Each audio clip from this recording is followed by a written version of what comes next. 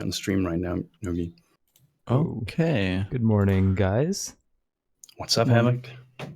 Doing pretty good. Anyways, good morning, Exiles, as well. Welcome to event number 19, our very first Act 10 Kitava kill. It's gonna be crazy. So commentating this event is Lifting and Nugiyen, aka the Danish Dynamite. Take it away, boys. I am super excited for this event here. Welcome, ladies and gentlemen, for tonight's first race event. And as Havoc said, I once again have the honor of sitting down with Denmark's finest gentleman, Nugi. And tonight we are we're going to see a Kitava Act 10 race kill alternate start. So the contestants will be starting in Act 6 at level 40. And I am very, very excited to see how they're going to deal with that and how many deaths this is going to take. How are you doing tonight, Nugi? I'm doing great. I just finally finalized the trading of the starting pack to Raiz, cutting it just straight down to the wire. So he is set up now as well. And I'm really looking forward to this race. It's going to be very exciting. We haven't seen, I should say, we haven't seen any of these Act 10 Kitava kills yet, and anyone who's raced to that point will know that it's a very difficult fight to survive. So if you're speedrunning, well, change your side. Being underleveled, having to go up against Kitava, having all this on the line, this is the race where you get to show off who is the man. And we have some very, very good races this time around. Very proficient. DeadandDoom, Raiz, Freeq, and Fightgarr. And Fightgarr is the person I know the least about, but I've heard people hailing him as the new racing god. Well, I think he's definitely the one to watch when it comes to Act 10 kills. We haven't really seen too many people doing a lot of speedruns all the way from Act 1 to 10, but Fightgarr, under the radar, has been doing a lot of these kind of runs. Raiz has been doing some runs as well, but he's mostly doing them when he's doing his normal level progression, and then he speedrun that with like all sorts of like different builds. He's so very not really the meta builds. So Fightgarr is the one who's been trying to find like the best build coming into this. So that'll be interesting to see if that then shows tonight. Yeah. And what the contestants are doing right now is that they are basically preparing for the fight. They've been given some currency for their level 40 naked character. And Nugi, could you explain that? What have they been given? So what they have been giving, let me just pull up my little, I'm just getting settled in here. So what they've been giving is, let me see, is this 4 binding orbs, 6 alchemy orbs, 5 chaos, 40 alteration orbs, 20 transmute orbs, 20 IDs, 10 portals, 1 exalt, 10 chances, 6 blacksmiths, 5 armor scraps, and 20 chromes. Okay. And what's the reasoning behind this, Ben? Well, we wanted to give them a decent start at least, and then also you need a little bit of everything to be able to, as they have to buy everything. Their characters are completely naked. They do have their potions. They have the choice of a Stip Knight and a silver, and then they get 2 life potions, and they get 2 mana potions. Oh, are they going already? Should be seeing here. 12 minutes yet until restart. Yeah, so they can't go just yet. I am not seeing Fightgar's stream running here. Okay, so no, nothing has been bought. I think he's just been checking the vendors. Yeah, so the reason behind all the currency they've been given is that, well, to buy any of the 38 gems, you need alchemy orbs and you need alteration shards from a lot of the other. Like, so basically, all these different currencies they've been given are so that they can buy the different fallings, like the white fallings for the vendors, or the base items they need. It's so that they can buy all the different gems, the active gems and the support gems that they need. And so we're going to be seeing them walking through different towns. They've probably already made a mind map about where all the different fallings place. Right? They might have been checking out, since they are all level 40 and they can't do anything else, but they can check the vendors, right?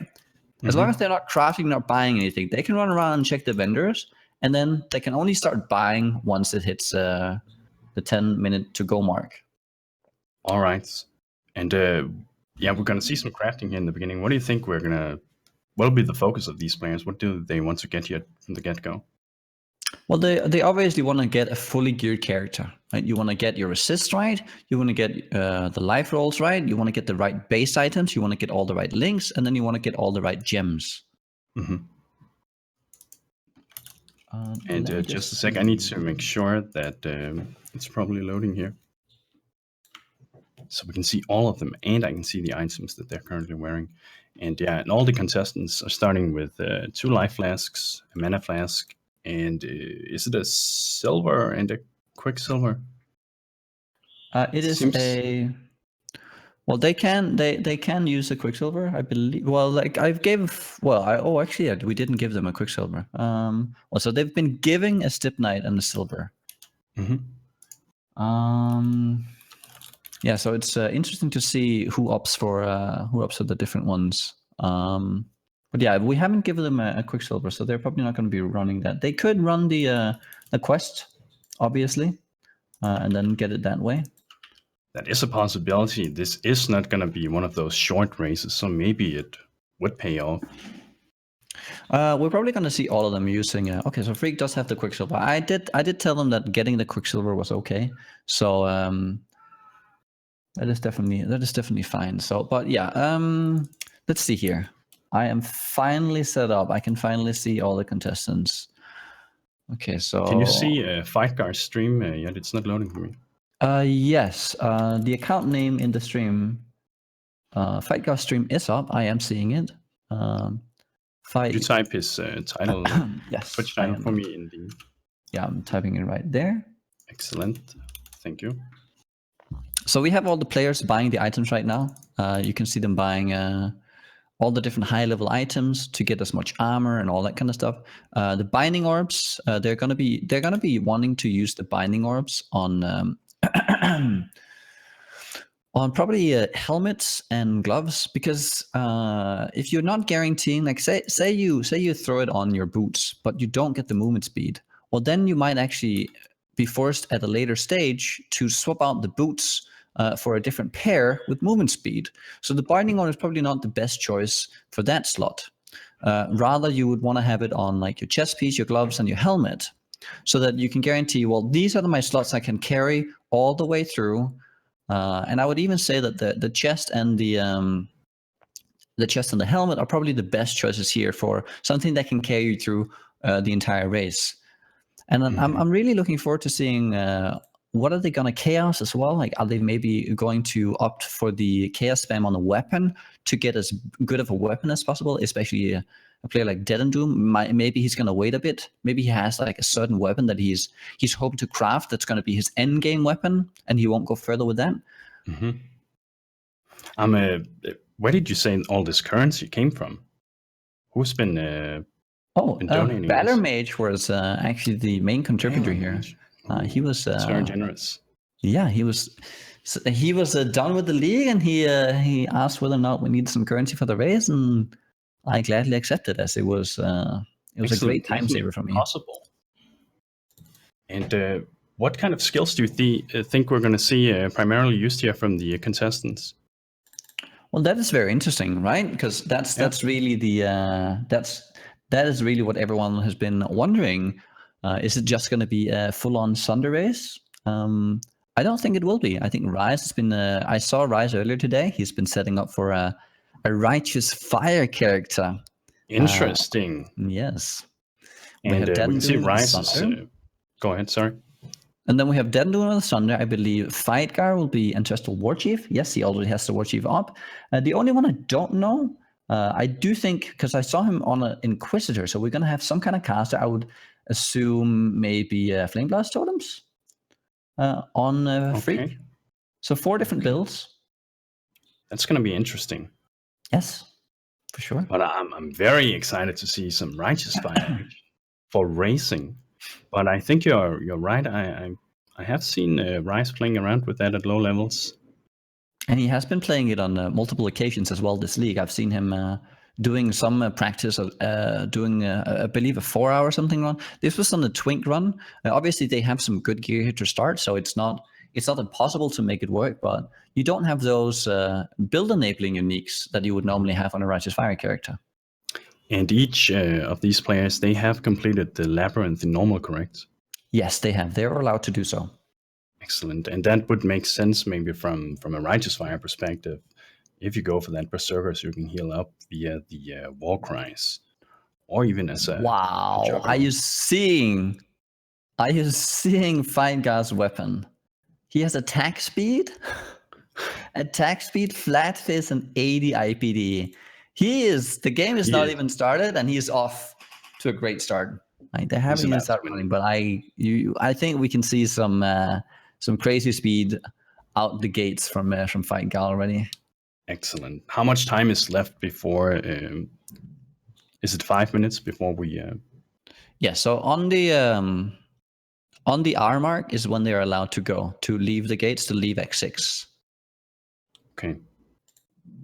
And I was actually curious about this here because they're all starting in X6 at level 40. Yes. The first zone in X6 is level 45, and it quickly goes into 46.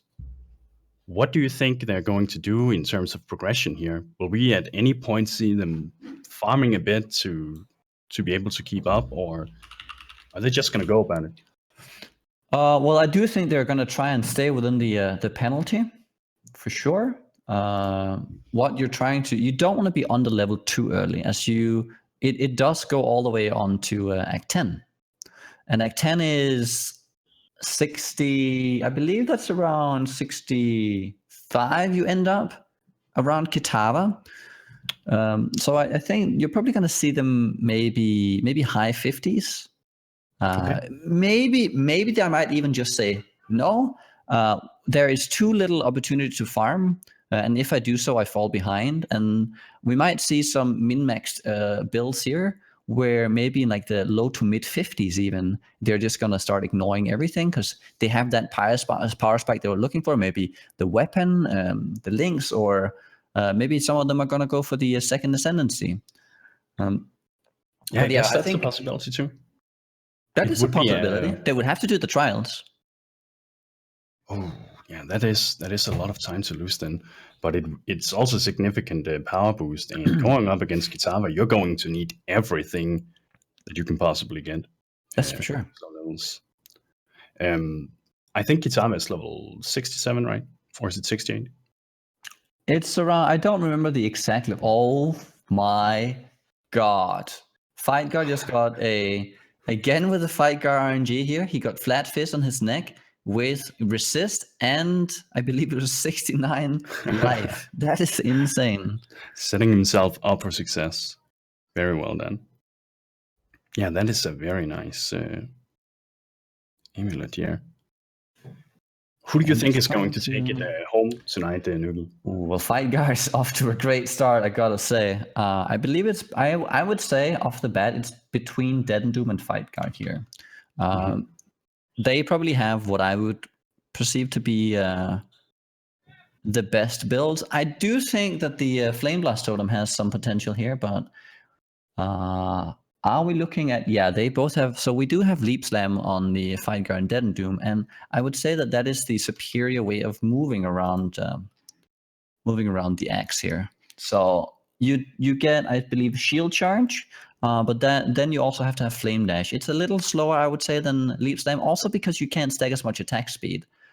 But with the Inquisitor, you do get that, let me just look it up what the name is.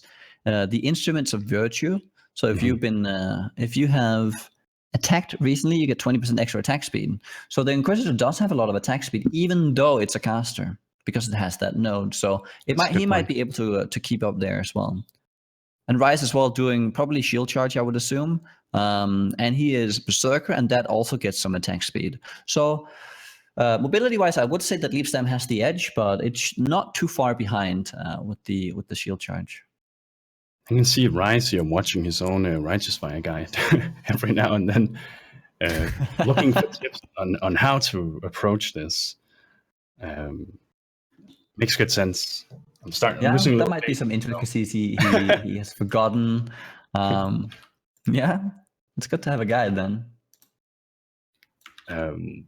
I'm truly curious about his performance. When Ryze is at his best, he's a true racing god, right? But lately, possibly due to him struggling with that weight loss, he's been a little unreliable, suffering some performance issues. And now we're going to see. And the race is on.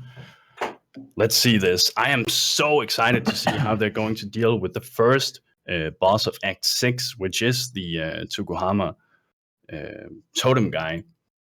And I would assume that they have done everything they can to increase their fire resist for something like just this first zone here, where these vanguards are throwing down those scorching ray totems, which can be a little dangerous. And Ryze going a little low there, but look at him. He's completely calculated. He knows what he's doing. He's not scared. That with age comes wisdom, and Ryze definitely has that. Definitely. I will say that from watching Ryze just before the race, it was looking a little bit sketchy with the Righteous Fire, maintaining his health pool. As you are, he will constantly be, I think you will be losing just a little bit of life all the time. So you have to constantly be using potions, and you will constantly have to maintain your stone golem, the potions, and you need that the regen of that war cry. Yeah, but if done right, you can actually flasks. Yes, and you can actually maintain it if you are just very vigilant about your potion and war cry. And we're seeing Freeq picking up the quest item here down here, so he can continue towards the next zone. And DeadandDoom being the first person to already enter to the next zone. Great Fortress. But you see it here with the leap slam, how fast he's leap slamming. Yeah. Very, very fast. And you get that onslaught bonus as well. You don't even need the silver flash. You essentially just have that onslaught all the time. You get the calling. It's a great boss killer and the mobility, right? So that's why Slayer is so good in a race like this. And he's just in his element with that leap slam. This is such a different experience, starting a rave of such as this. Nugi, have you been doing anything like this yourself, like trying to get into this mindset? Oh, Ryze dropping very low, very low, fighting some harbingers down there. So when you're talking about mindset, are we talking for like a Kitava run here, or? Yeah, absolutely. Oh, maybe let me just interrupt you there, because we're seeing DeadandDoom going up against Tsukuhama up here, delivering massive amounts of damage. This does not seem to be much of a challenge for him. Leaping all the over players, from what I can see, have good resist. I would say, apart from Fightgarr, they are a little bit low on fire resist. They might not be capped, so there might be a little bit of a danger here. But as long as they can get through this area and this boss, they should be fine. Tsukuhama's not the worst of these bosses too. I'm more interested in seeing how they will handle the Brine King and of course the later act bosses here. Yes, for sure. I think one of the things that's gonna really determine how they're performing is whether or not they got the preparation down right. So resist is, I would say, the main thing to look for here. But I've been looking over all of their gear, and it seems that they're actually all capped on all their resist. So it's looking good on that part. So they should. I think this first act should be okay. I'm actually more worried about the later acts when the physical damage starts ramping up. Absolutely, because they're going to be under-leveled, and that also means they're going to have a lower life pool. Fightgarr taking Tsukuhama down. Sorry to interrupt, Nugi. That is okay. And we're seeing finally Freeq down here going up against Tsukuhama. So he's gotten him around level or half HP, and RaizQT is on his way towards Tokuhama. It should be easy with the Righteous Fire character here. Yeah. I'm not sure if is he running a Purity of Fire too? He might have a little extra max fire. He's running Vitality, from what I can see, and then he is running. Oh, I have a little bit of a glitch here. Oh, I am back almost. Come. Ooh, Raiz dropping a little low again. Having a little, as you said, having a little trouble with the life sustain by just relying on the flasks. And also, I will say this is probably one of the more dangerous fights for Righteous Fire, as all the Scorching Ray totems essentially lower his fire resist. I did not even think about that. That's a very good point here. That's a pain in the ass for a Righteous Fire character. And Raiz is out of flasks right now. He does have Portal Scrolls, as they were provided with, so doing that cheeky resetting of pots in the town here. And we had Freeq moving forward new. And DeadandDoom is the first person in the prison. That Sharon fight could actually be interesting, I guess. But with their resist, they'll probably handle it fairly easily. Yeah, I think the first bosses here are going to be somewhat of a cakewalk for most of these players. Raiz dropping very low. RaizQT, be careful. Playing a Righteous Fire build, it's very important that you can stay next to all the things you're trying to kill, as the Righteous Fire will only do damage as whenever they're in that Righteous Fire circle. Mm-hmm. And that will then put you in harm's way. And so if you aren't prepared and you aren't building tanky enough, and you can't just stand there, then that really takes away from your damage uptime. All these other players have some sort of ranged ability or totems to do it for them, so they're out of the harm's way. So Raiz is playing one of the trickier builds, I would say, to do this, and not having any leveling gear as well, which is so helpful for a Righteous Fire start. But probably also playing one of those spells that really, if he can get it going, will give him some very safe gameplay later, making some of the bosses easier. I think for the Kitava fight itself, it might be a really good choice, as he can just be moving back and forth, dodging the skills while just touching Kitava just on the edge of the ring. The edge of the so I think there's definitely some potential for Righteous Fire here in a race like this. I've been playing it myself recently and leveling with it, but obviously it's a little different when you have everything available. I was playing it as the Juggernaut, but I think Raiz was doing it as the Berserker, so you could get that war cry and have some heal even when you don't have the flasks up. Exactly. And it feels amazing to level with a few precautions. If you use your war cry on cooldown, getting that, I believe it's 25% health back. It's 25, and then you have reduced cooldown of the war so it's cry, down right? to 4 seconds, if I believe, if I'm correct. Sounds right. Yeah, so that becomes 25%. If you make it into regen, if you look at it that way, if you're using it on cooldown, it's let's say you want to get all the regen on your tree. Well, maybe you get up towards 10%. I don't even think he has close to that right now on his tree. So probably not at that level. Oh, and Nugi, we're seeing the first fight for DeadandDoom here going up against Brutus. Oh, very nice. He's in a very good pace. Oh, he's going back to town. Okay. Making some adjustments. But yeah, I think you're right. At around level 40, he's not going to have that much regen. No, I did see his tree earlier, and there are some key things that he is missing. I believe he opted to not take the early elemental equilibrium, which is a huge damage increase, especially on bossing. That might also be why he struggled a little bit on the bossing phase, as Tokuhama does have a very high fire res, and so you need that EE, the elemental equilibrium, to lower the target's fire res. So not having that is putting him. Making him a little bit slower for now, so he really needs to push some of those levels early on to get some of those damage spikes. Very true.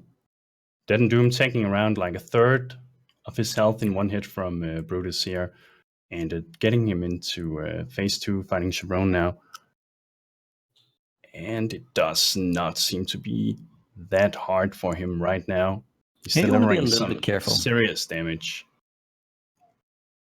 You do want to be a little bit careful here in Chevrolet. There has been a bug where if you walk under her, it will essentially one-shot you. I've had that happen to me myself, and I know a few other people have had that, but he did not walk under her, and you see that calling strike. We're getting the first kill here. Amazing. Well done. Fightgarr up against the same boss here, using the War Chief totems to nice and safely deal with the boss here. Definitely looking very good. The damage is good on both players. And I can see Raiz is not using a curse either. I'm a little surprised to see that. I would definitely want to see him using a curse. It does not take long to cast one of those, and if you're struggling with like a high risk rare, then it definitely speeds you up quite a bit. And we have Freeq going up against the boss down here now, and Fightgarr getting him down. Fightgarr just completed it. Yes. Raiz on his way. So here I want to see Freeq here standing a little closer, because you really want to try and see if you can't make sure that Brutus stays inside of the flame blasts as they're casting. Because if he darts away with his hook ability, well then your double flame blast might just end up missing, and that always sucks. And it's a lot of damage. I'm a little concerned about Freeq. I had the pleasure of commentating on the last race he was in, and it did not go too well for him. He got last place in the normal Isaro SRS only event, and eventually he gave up and threw in that white sock he keeps below his bed. But he looked a little demoralized there, so I'm hoping that it won't be too bad tonight. I think this time he is a lot better prepared. I think a lot of the unpreparedness in the last attempt. Sorry, I just thought he found a gold rim right there, but it could have been something else. But then again, we are at level 40. It's not the same thing as finding it at those early levels. No, that is definitely true. And at this point, let's say he has some good health on that helmet already. Let's see. Yes, he already has 50 health on the helmet, or 58 health on that helmet, and his resist is already capped. Yeah. So he would essentially be trading away his health to gain resist that he does not need. So at this point, a gold rim wouldn't even be an upgrade. He found the Worm's Molotov. Sadly, he's not an attack-based character, so that leech will not do anything for him. Oh, yeah, that's true. And we have Raiz. Raiz is about to go up against Brutus and Chevron here now. I'm curious how... a bit of crafting. Getting some... He got that +1 to fire gems here. He can probably put his... he gets the attack speed, the 18 attack speed. I like that choice from him. With the build he's running, he is definitely lacking attack speed. Throws the Exalt on his helmet. Did you see what he got there? Baltic Crafts. I did not see what the affix was. Guess we can see in a minute. I do like the choice here of him trying to maximize his gear to really prepare himself for the long haul. Taking a little bit of extra time, making sure all of his gear is good, and he is ready to. The degen. Oof.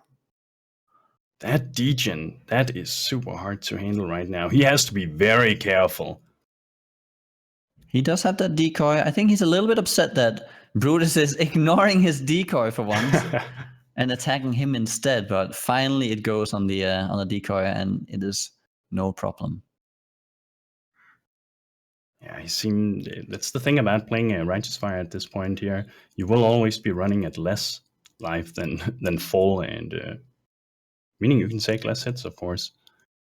And where do we have DeadandDoom? He's already at the beacon zone. So we're going to see a potential Brine King kill coming up within too long. Yeah, and also we have a little poll going on here. Who will win? Who is your favorite in this race? My favorites, I think DeadandDoom is going to win. DeadandDoom is going to win, but I would love to see the Righteous Fire build here showing what it can do in racing. That'd be very, very interesting to see. But I've heard really, really good things about Fightgarr too, and Freeq is like that dark horse. I'm not really sure what to think. Okay. Well, apparently so far the chat thinks that DeadandDoom with 74% votes, and then RaizQT with 25, Fightgarr with 21, and then Freeq with 6%. Maybe that Not last a lot of performance you were faith. talking about is coming back to haunt him a little bit here on the Yes, confidence. I would feel the same way. Like once you've tried not really delivering, it's just you're so scared for the next time you have to perform, right? He did recently do a mine run as well against, I believe it was Sis, Gucci, and Sir Crushington, where he came out victorious with a big lead. Very nice. Is that must be a more recent? Was this That was weekend? just yesterday. Yes. Very nice. Okay, that confidence should definitely carry him that a bit then. We're actually seeing Rice going up and going against Aberrath here. Oh. And I guess he wants that Pantheon. And that's one of the other things that's going to be really interesting about this race. For the first time, we're actually going to see Pantheon choices being picked up. For Aberrath, I guess he'll be taking less fire damage as he moves. Yes, that is true. Considering Rice can't move, that's a bad choice. But I don't know what he's thinking. Considering no movement, then I would say maybe Righteous Fire is not the right way to go. But he goes for it anyway, showing that he will not let anything in the past hold him back. Phase 2 Aberrath coming up now. And Aberrath is probably one of those bosses in this act I am least confident going in against. There's some nasty burst damage there every now and then. And we have a Freeq also almost to the beacon now too. And Rice is out of life flasks right now. Got it back. Got them back. It's looking good. It's looking good. One of the things here, he is Righteous Fire. He does have Purity of Fire and Vitality, good regen. So most of that damage in that fight is fire damage, and that is the thing he is most safeguarded against. So, and a little trick there by DeadandDoom. Doesn't have to go down the stairs, but can skip the stairs and go straight down to the captain. Now that's one of the amazing things about tonight's race too. We're going to see a lot of those new tricks that some of the players might have learned of that we haven't seen before. Maybe we'll see some crazy portaling out, some locking out at the right times, and things like that too. We're about 17 minutes into the run, and we're going to see, in a couple of minutes, we're going to see a Brine King attempt from DeadandDoom, I'm imagining. Yes, I think so, and closely followed by Fightgarr here. They're no more than maybe a minute or two apart, I think. And if we're looking at the levels as well, we are seeing maybe we just haven't been updated here, but they're pretty much neck and neck in terms of levels. So it's only like DeadandDoom is only a little bit ahead in terms of his progression. So it's still anyone's game, I would say. What do you think about DeadandDoom using Sunder versus something like Fightgarr, who's using Warchief totems right now? Well, the Warchief, I think it's very close. I think if you are going for that Sunder build on the Duelist, you will have more attack speed. So the Leap Slam will be a lot faster. But the safety of those Warchief totems and the fact that you never have to stand still, you just pop down your totems, and the Warchief with that massive increase to placement speed, it's very easy to utilize most of your time on mobility. So I think that safety might come in handy while maintaining like full uptime on bossing. So if at any time you have to start moving and dodging a lot, the totems. Sorry to interrupt. Yes, we're having the first Brine King attempt here. If we can zoom in on that, it's DeadandDoom coming up now, and looks good for now. It looks very good. He didn't get that onslaught bonus from the ads there. A little bit unfortunate. But with that cat resist, you definitely see here that he's not taking a lot of damage. Oh, and he does have so he has the Hallowed Flask with a good seething roll already. So that's really nice. So you Very take nice. that big hit, and then you can immediately heal back up. It is one of the first things I recommend anyone who want to go into hardcore is to get Seething Flasks. They make that big of a difference. Oh, I need to correct myself. Oh no, he does. He have a seething and a bubbling, with bleeding on with bleeding removal on both of them. So that is very nice. And that's gonna come in handy in the later acts too. He might even opt to take the Pantheon that gives less physical damage taken over time to help deal with that. Yeah, that is the Lunaris, I believe. That would be the minor one that does that. I can't remember the Garokan. I think it is. Okay, yeah, no, you're right. That is the one. Yes, for sure, for sure. I don't know if we're gonna see the minor ones being done. I think going off the main trail might not be really recommendable unless it is necessary for, say, like a Righteous Fire build where you're struggling with maintaining your health pool. Yeah, we might see maybe a growth cold kill too, since it's very much on the way, but otherwise optional. Maybe. What do you think? Do you think that would be advisable, as it is historically one of the most dangerous I would Pantheon bosses? without a doubt stay away. I would not do it. It's definitely one of those sketchy fights, but yeah, I'm not sure. It's one of the fastest skill points to get, at least, if you need it. That it is for sure. You pretty much go right by it as you are in that Dread Thicket anyways. And so now I really want to see here, how fast is he going to kill with that War Chief Totem? It looked fairly easy for DeadandDoom, only taking like It one or did. two hits that actually dealt some major damage here. And it probably should be even easier for Fightgarr. A little slower, but safer. Mm-hmm. And we also have Freeq on his way to the Brine King now. Oh, very close on all three contestants here.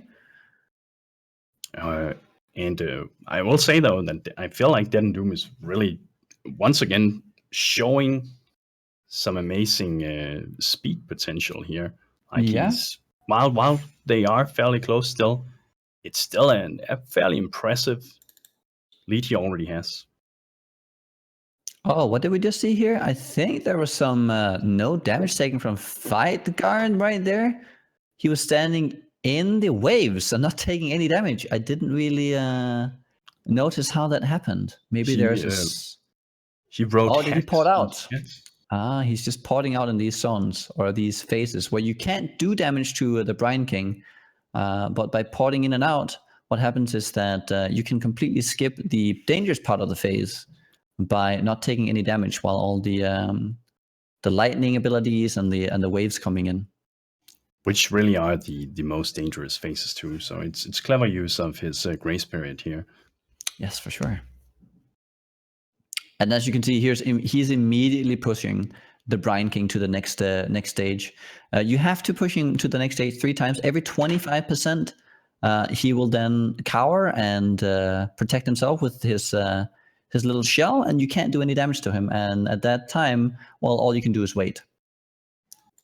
It is a waiting game where you are just taking it directly to the face and hoping to get out of life.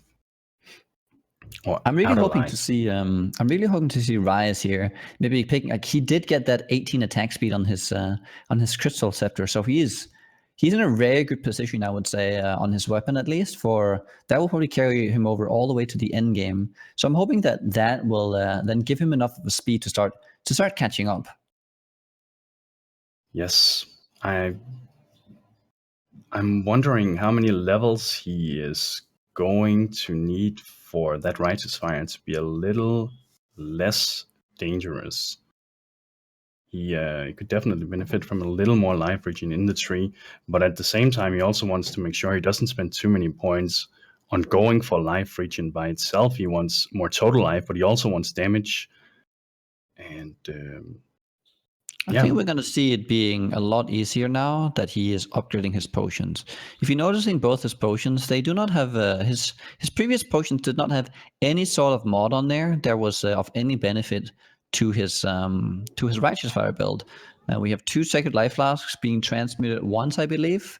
So there is of Craving, which is physical damage leads. He does no physical damage, so it's essentially two white potions. He just upgraded to his. I'm just waiting for it to update here so I can see what he did get on the Hallowed Life Flask, which is a better Life Flask. It is the 42 level requirement Life Flask versus the Sacred, which is 36. So that will then provide him with more healing over time, making it a lot easier to maintain the Righteous Fire. I do think, however, that he wants to, on purpose, he wants to have that one of the life flasks being a little lower so it doesn't heal too fast, so you can just maintain the Righteous Fire without the flask turning off. But he wants one that's higher level, of course, too, for those dangerous situations. And we're seeing Freeq here now dealing with the Brine King too. Oh, taking a big hit. A massive, massive hit to the face. Getting out, relaxing, waiting for the grace period to protect him from the waves, and then probably delivering the final blow. Ryze is very low there. The on this Brine King fight, with everyone having such good resist, everyone really made they have all done a great job, I would say, setting themselves up for this run. They all have max res on all resist. So one of the things that will really take you off guard, especially when you're feeling so good about you see the lightning coming in. Oh, I'm not taking any damage, but the health pool is somewhat low. 1400 is not a lot. It's a decent amount. He is one of the lower HP builds out there. I think he has the least. And then if you take that physical damage, which is the slam from the Brine King, well, that can, if you get crit, almost one-shot you. Mm-hmm. And we're not seeing any basalt flasks or granites being used from Freeq down here. Do we see any safety flasks on any of them? Yeah, DeadandDoom is using a granite flask, and Ooh. I think he's the only one actually. How did he achieve that one? He just ran. Yes, that is what I believe it's a silver locket quest in Act 7 that grants you a utility flask. And it's pretty much on the way. That's a clever move there from DeadandDoom. I definitely agree with that choice for sure. As we just mentioned, the resist is all sorted, and so now what they're trying to mitigate is physical resistance. And if you're not taking any damage from elemental damage or physical damage, well, then you're in a really good position to just go fast. Very true. And if we can zoom in on DeadandDoom, he's going up against Malygaro now as the first person. And Malygaro can definitely deliver some crazy burst damage. If you are not aware at the right time, he can... I may not be able to one-shot DeadandDoom with the setup he's playing right now, but a build that isn't high on, I guess it's Fizz, maybe. Is there a slight amount of chaos damage? It's chaos damage. I believe it's chaos, which is why it's so hard to mitigate at this point. You do see him taking big damage from the ball. Like, you take a lot of damage. The only thing at this stage for anyone leveling up, the only thing you can really do to safeguard yourself against this is to build a lot of life. I was under the impression it was part physical at least, but you may be right. I wouldn't be surprised if it is. A lot of the attacks in this game are hybrid attacks where you have that physical and chaos, or physical and lightning, physical and fire. So there's, I am not entirely sure on that specific fight. I do know that there's chaos in there, and then it might also be part fizz. Very true. DeadandDoom taking him down easily, no problem. I will say there was if he had messed up, he hadn't seen either, like if he hadn't seen Malygaro coming in with, say, the wind up, I believe is some sort of like barrage attack where he has all the spikes coming out. Ryze dropping low there. Oof. Sorry. Go ahead. That can actually one shot you. I have had that happen to me before. Same here. It happened to me like last week. And very demoralizing. But Rise just living on that edge, constantly on low life. Maybe he should even go. What do you think? Do you think he would benefit from going for that low life node? probably not. At least, well, the way he's playing right now, I guess he would. But for later, I think it's a little too risky to play like that. But he's giving me anxiety just watching that. My pulse is up. And He did. I don't know if you noticed here. He did decide to. I think he must have taken off an aura since he dropped very quickly. Yeah, it looks to disable. The thing is, when you reach zero health, the Righteous Fire actually disables. Yes, it does not kill you. Die. Yes. The first time you try that's an interesting experiment. That is definitely an interesting experiment. It's very. I've previously thought I was going to die when that happened, when I wasn't too aware of how the entire skill worked. So very nerve-wracking the first time you play it. And is Rise trying to? Is he on purpose going a little slower to try and get some more experience, or is it? I believe because he's forced to. I believe he's lost. I do believe this is not intentional. Get this man a GPS. I think maybe old age is setting in. It is possible. Rise being very old, and the oldest of any of the contestants in any Path of Exile player. It's definitely where you can see the difference between being 12 and being, I would maybe like around 40. I'm not sure. 45 or something like that. And then that does make me a little, like, he's going up against the boss now. That does make me a little concerned for Rise's blood pressure. Can he handle this? And whereas, if we can zoom in on Fightgarr here, who's dealing with Malygaro now. And it looks pretty safe. He is effectively of his... and if we can zoom in on Rise too, so we can see his Brine King kill. Maybe a side-by-side here. Let's see if Rise is also taking some damage. Taking even more. Not taking advantage of that.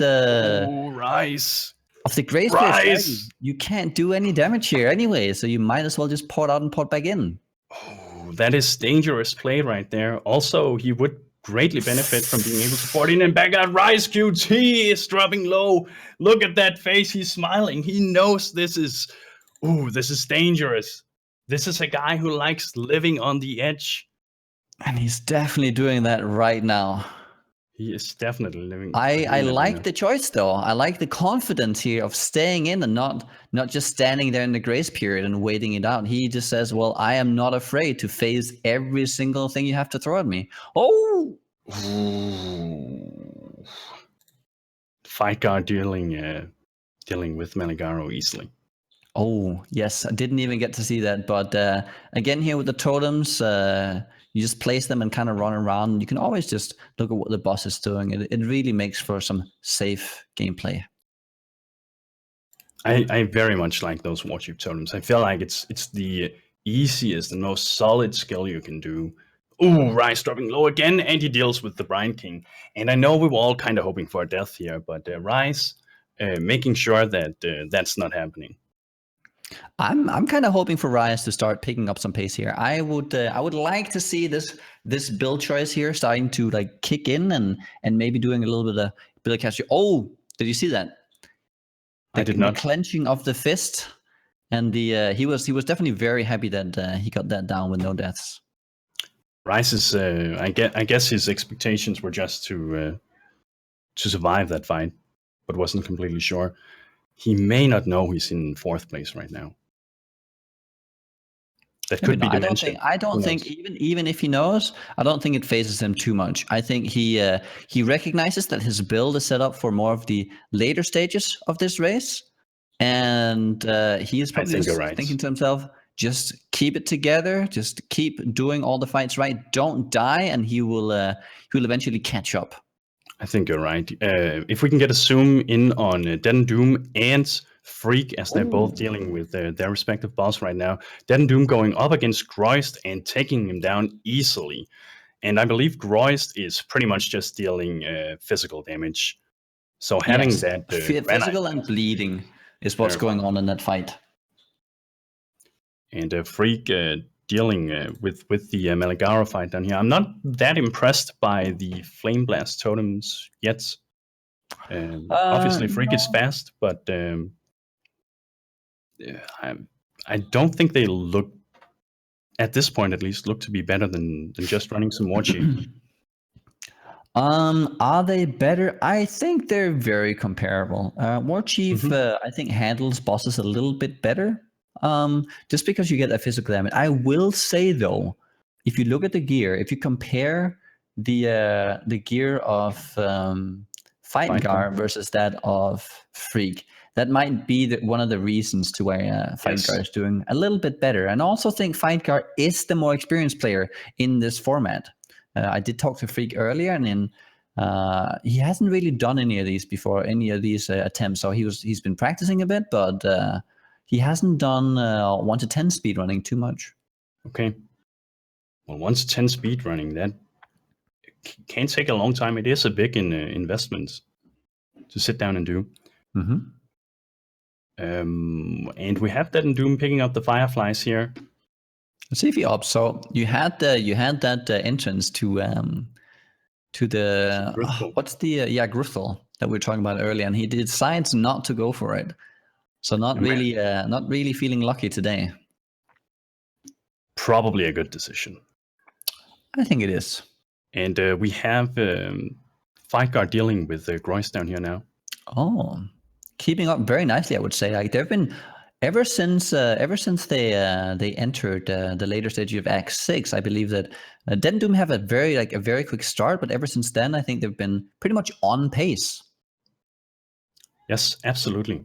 Fightgarr has been managing to keep up, and I think Raiz, we're going to see him start to catch up a bit now. Yeah, things are coming together, getting those last levels he needs for the build to finally just be fully functional. And DeadandDoom going back, getting a skill point here, and then is ready to progress to the northern forest. And within long, we're probably going to see the first Arakali kill. And that, as far as I know, Arakali, that is a mix of Fizz and Chaos too. Yeah, but I've heard people say that right. it is actually only physical damage. It just looks like it's chaos damage. I cannot. I'm not completely sure on that. I am actually not entirely sure. I could try and look it up. I'm trying to get a read of everyone's build here. So the first guy I have to talk about is DeadandDoom. So DeadandDoom, who is in the lead, who is a Slayer with that what's it called? The Call? Bane of Legends. The Bane of Legends is the Culling and the Onslaught Ascendancy. The first one you pick up. And he has a very straightforward build, I would say. He is working on that life wheel with the Constitution. He's in Marauder, and he is... Raiz putting on MTX, slowing down to put MTX here. What a BM move right here. I like it. Zooming in, showing us how it's done, how you're supposed to look in a race. Wow. That is some ballsy confidence for a person who's in fourth place right now, I feel. I like it. And you can add back to the DeadandDoom here, and then he has the Duelist start, the Marauder start. He has Resolute Technique. He even goes for Slaughter, which is also a chance to gain Onslaught. So the Bane of Legends gives you Onslaught of a rare unique monster, but you don't always... Raiz dropping low, overconfidence, almost killed him there. RaizQT. Go ahead, Nugi. I'll keep interrupting you. I hope yeah, that's okay, because I'm kind of on the second screen here. Just so if there's anything crazy happening, I rely on you to I will be yelling straight away. But we do also, so he also has that Slaughter, which gives him Onslaught of regular monsters as well. So he always has some way of gaining that Onslaught buff to make him even faster. Mm-hmm. But a good build, a very solid build, a very, I would say a very standard build coming out of DeadandDoom.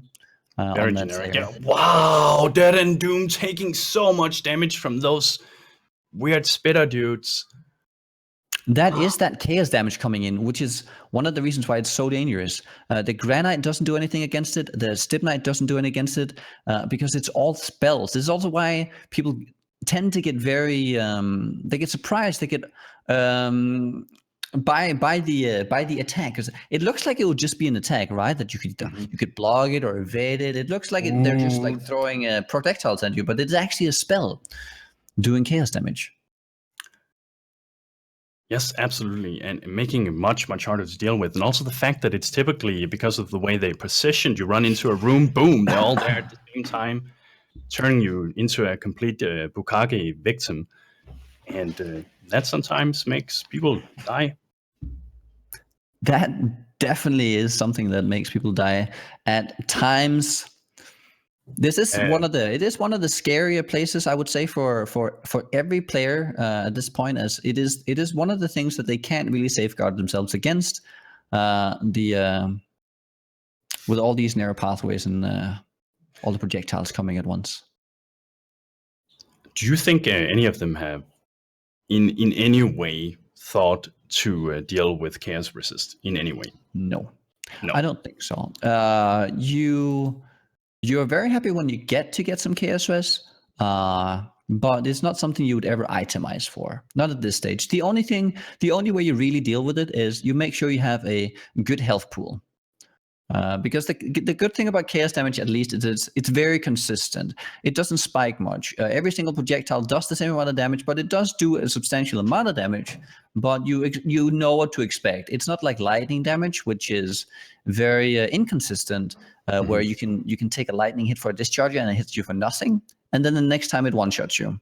So the variance is very low, but the base damage is very high. Like the average damage is very high. Good points. We're seeing Freeq running around here, finding, was that a Sibyl's Lament? Not that he can use that for much, but he does have that acceleration shrine too. Definitely a big find here in a zone where you have to run so much and where there's so many obstacles on a skill like shield charge. It's very nice to find an acceleration shrine for sure. Yeah, possibly saving off a minute or even two. And it doesn't look like any of them decide on going up against Gruthkol. We still don't know what Raiz is going to do. He's going to go up against Meligaro very soon. And that's a fight I'm curious about too here. Because he cannot afford to have his Righteous Fire or his health pool at a lower level here, because he will get one-shotted then if he gets hit by Meligaro. Very true. This is where you really want to take advantage of the decoy totem. Wow, he's dropping low. RaizQT, living life dangerously. He does have a high life pool, so the potential, as long as he keeps himself topped before a big hit, it is very unlikely that he actually gets one shot. Mm-hmm. Oh, he needs to move. Doesn't move. Okay. Well, we've seen this life pool helping him here. This is what I talked about earlier. The way you safeguard yourself against this fight is just the health pool. Wow, that was so close. Oh, and I can't handle that. Well, I'm sorry to tell you this, but this is how the night is going to go. Raiz is going to drop low and he's going to survive a lot. This is only the beginning. We have in the left top corner, DeadandDoom going in on Arakali. Zoom in on DeadandDoom and Raiz side by side, but I think Raiz is going to get Meligaro down now. But DeadandDoom going up against Arakali now. We'll have to make sure he avoids that spitting attack there. Yeah, the spitting attack probably being the most dangerous. Oh, some good leap slam coordination there. That was very well played there. Definitely see the skills of a young teenager here. He has not grown old yet. Nothing rusty about this player. Nothing at all.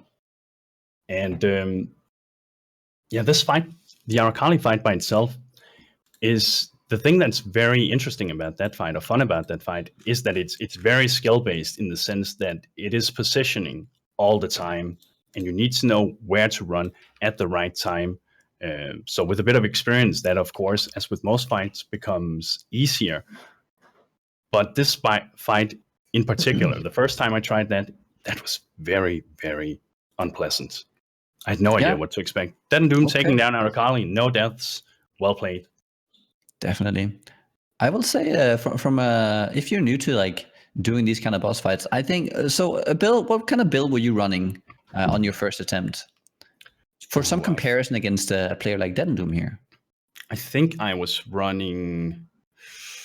I think it was War Chief totems. Okay. To be honest.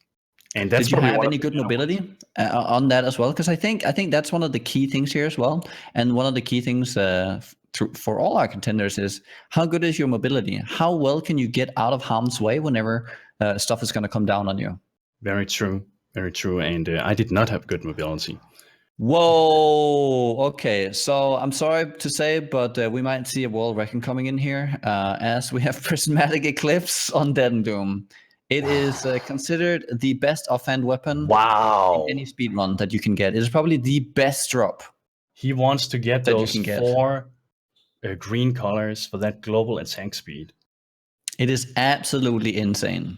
Absolutely amazing. Last race we saw DeadandDoom, he got the Dread Arc or whatever that cleaver is called, a unique cleaver, the perfect cleaver for the race he was running. And this time we're seeing you with the Prismatic Eclipse. For someone who complains non-stop and every day about how bad his RNG is, I would like to see him on a good day. That's a very, very good point, Nugi. That's a very good point. But we're probably going to see DeadandDoom trying to, use his jewelers, get it 3-socketed, and then use a few chromes to get it green. And do you think we're going to see it as a weapon switch, or we're going to see him using it as an actual damage source too? No, he's going to use it on his offhand for sure. Mm-hmm. As the Sunder here only uses his main hand damage for the main hand for the damage. I don't believe that Prismatic Eclipse. I'm just going to look it up. Has too much damage on its own. No, it is primarily for those 3 green sockets, and that's exactly 12% increase global. Mm-hmm. Ooh, Ryze dropping low here against Groist. Ooh, dropping very low. Ryze. He does have that. He does have the granite here, really helping him against all this physical damage coming in. So again, a very good pickup. I like that pickup from Ryze. That's definitely going to help him a lot against some of the things he's been struggling a bit earlier on, because he has to tank so much. Mm-hmm. And it looks to me like he is. What is that gem setup he's using? Is he running around with conk effects? Okay, let me look over his gear here. So yes, right. He's using that. Focus. Yeah, burning damage, elemental focus, conk effect on his righteous fire.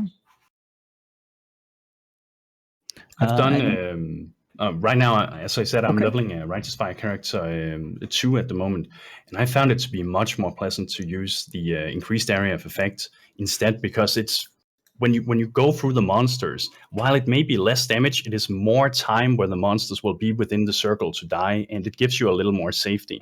But if we zoom in on DeadandDoom now, going up against world first Dodre kill in this race. Wow, DeadandDoom taking some damage from Dodre. And Nugi, what type of damage source is Dodre delivering here? I do believe it's all Fizz.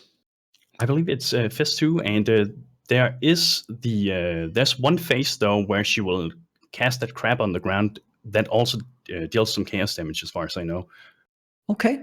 I was not aware that. I do know that if you ever curse her, she will consume the curse, get empowered, and then she will do additional chaos damage. Wow, I didn't even know that.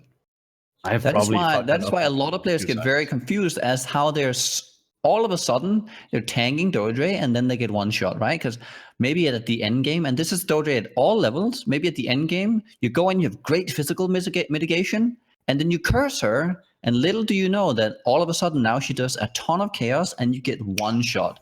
Boom. That is a good tip. Listen up to that, guys. I didn't know that myself. And we're also seeing a Fightgarr going up against Arakali now. So if we can get a side-by-side comparison with the 2 players here, DeadandDoom almost taking down Dodre. But I feel like we can start to see that his damage is not that overpowered anymore as compared to when he started the race. Starting to go a little slower. Yeah. But that call is so amazing.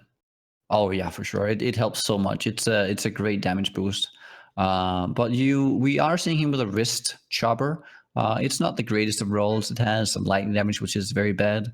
A physical roll and some attack speed. So his main weapon is sort of bad, I would say. That is definitely not where he has his luck.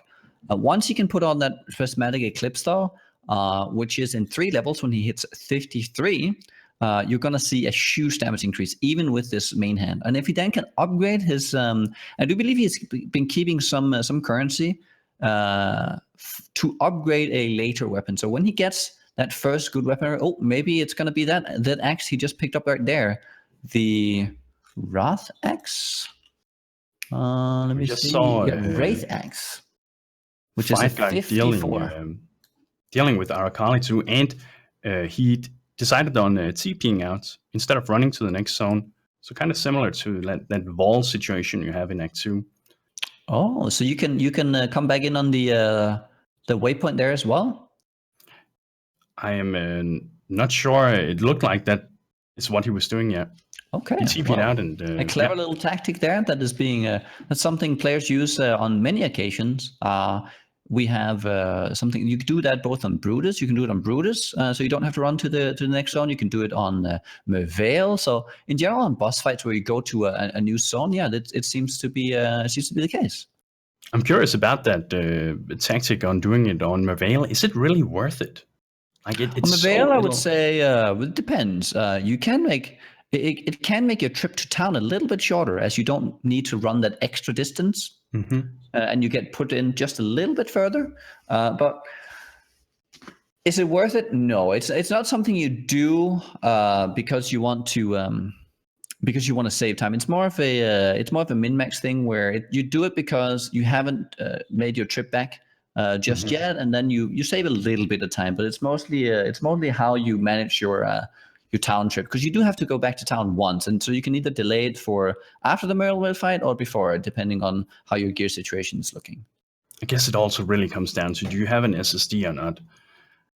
Without the SSD, then you probably don't want to spend too much time on the loading screen. Yeah, the less you can do, like the less time you can spend on the loading screen, the better. It becomes the same thing. Wow!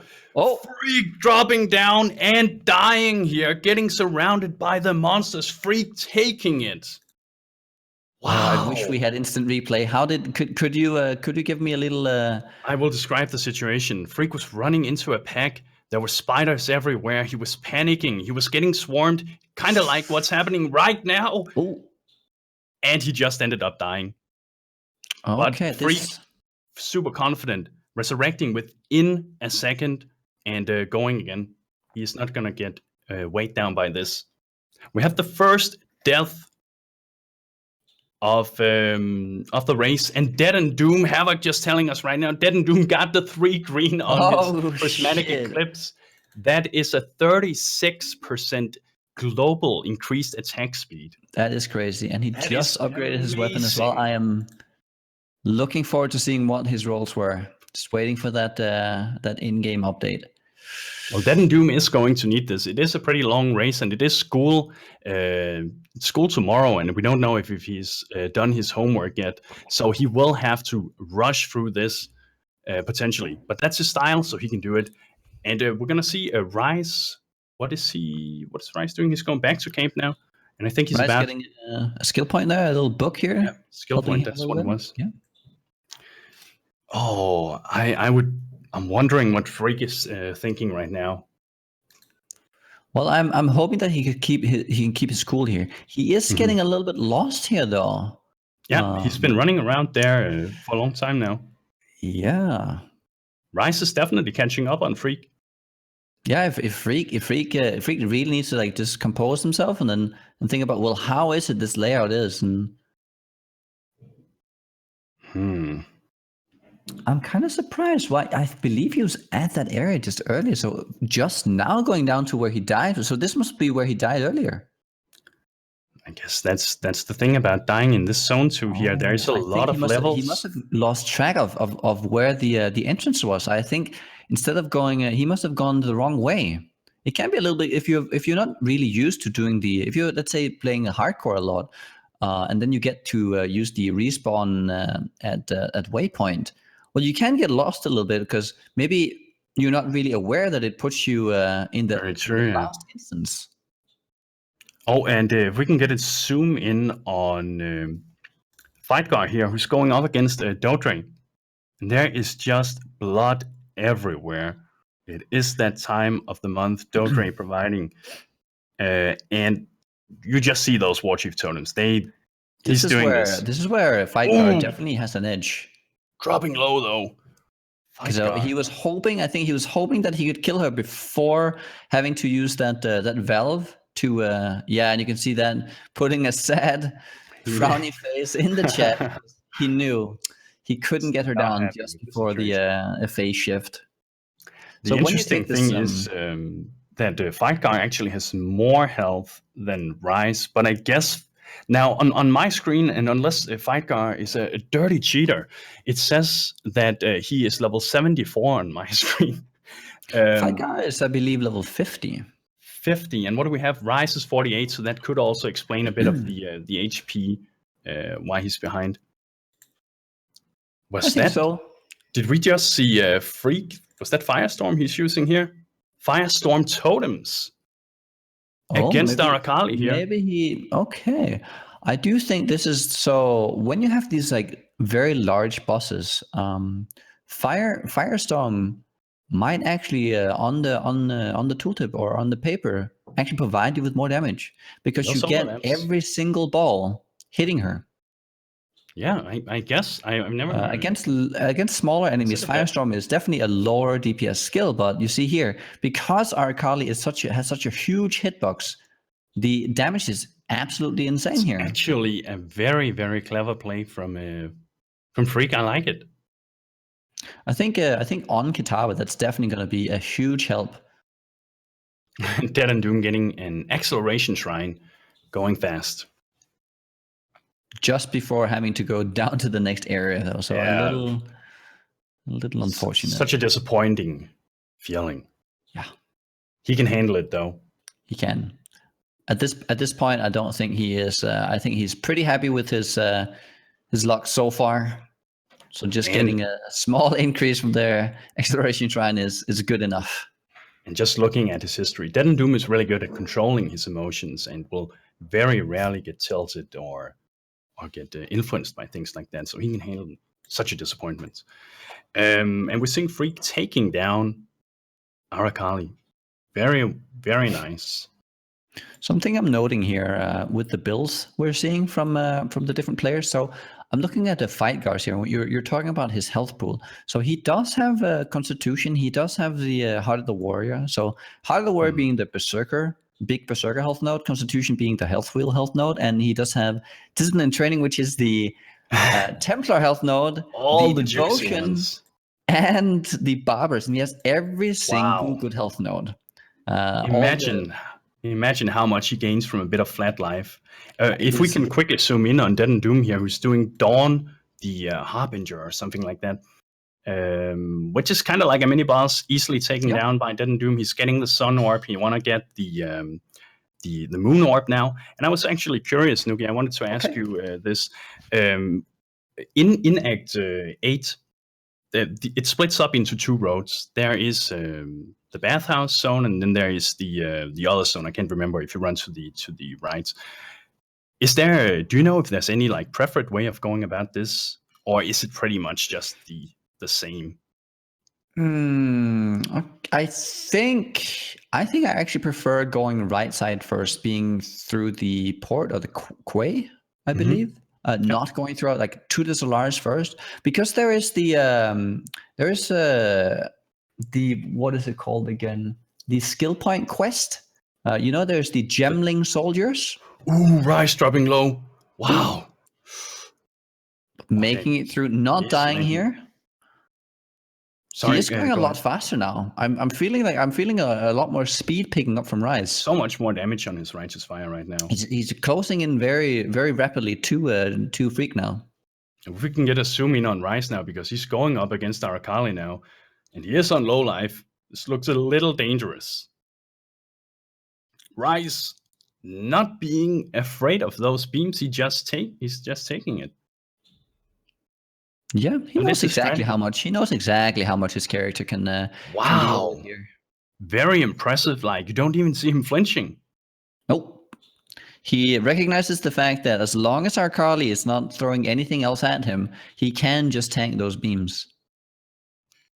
I think he is the rock of Path of Exile. I think so. Oh, he does decide to get out of the way of those beams, as he did not have any healing potions. Oh, he needs to click That's the a ball. dangerous play, Raiz. Wow. Do you think did he misclick the I do think all man's hands came into play there. I myself struggle from that from time to time. a bit of shaking? Yeah. Oh. Okay. Well, he does seem to be handling it fairly well. He does not seem to have the same amount of damage as some of the other players we've seen earlier. He does. He is still trying to get to elemental overload. So he has picked up elemental equilibrium. He has his links. He's trying to get some good gear, but he still does not have the elemental overload. And once he gets that, he's going to get another 40% more damage. And he does not have the holy fire either, which is 100% increased damage, which is, I would say, with his gear and what I can see right here, would probably be something like another 40% more damage. So he is looking to double his damage in around, let me just see here, 1, 2, 3, 4, 5, 6, 7. And in 8 levels or so, his damage actually doubles. Very nice. Which is quite substantial. And I think we're seeing a Freeq down here going up against Dode right now. And he's back to using his Flame Blast totems for this. He has not swapped over for what's its name? Firestorm. And it could possibly, as you said, Nugi, because of the hitbox, Dode Raiz is obviously smaller than that of our Kali. No, I definitely think that is the case. You essentially level up both your gems, and then you swap them depending on the bosses you're fighting. He does not seem to deal that much damage. Oh, and DeadandDoom has finally equipped his prismatic eclipse. So look for that speed now. Filthy. He immediately crafted his boots for more health, and I think he had movement speed to begin with, but with all this attack speed now, he will never ever be moving again. He will only be leap slamming, as anything else is just way slower. Look at him there, DeadandDoom messaging Fightgarr, showing off his prismatic eclipse. Ooh, trying to demoralize his competition. Well, if you think about it, DeadandDoom has Fightgarr fighting back immediately with a taunt for him to volley it. Perfect. Putting pressure on him.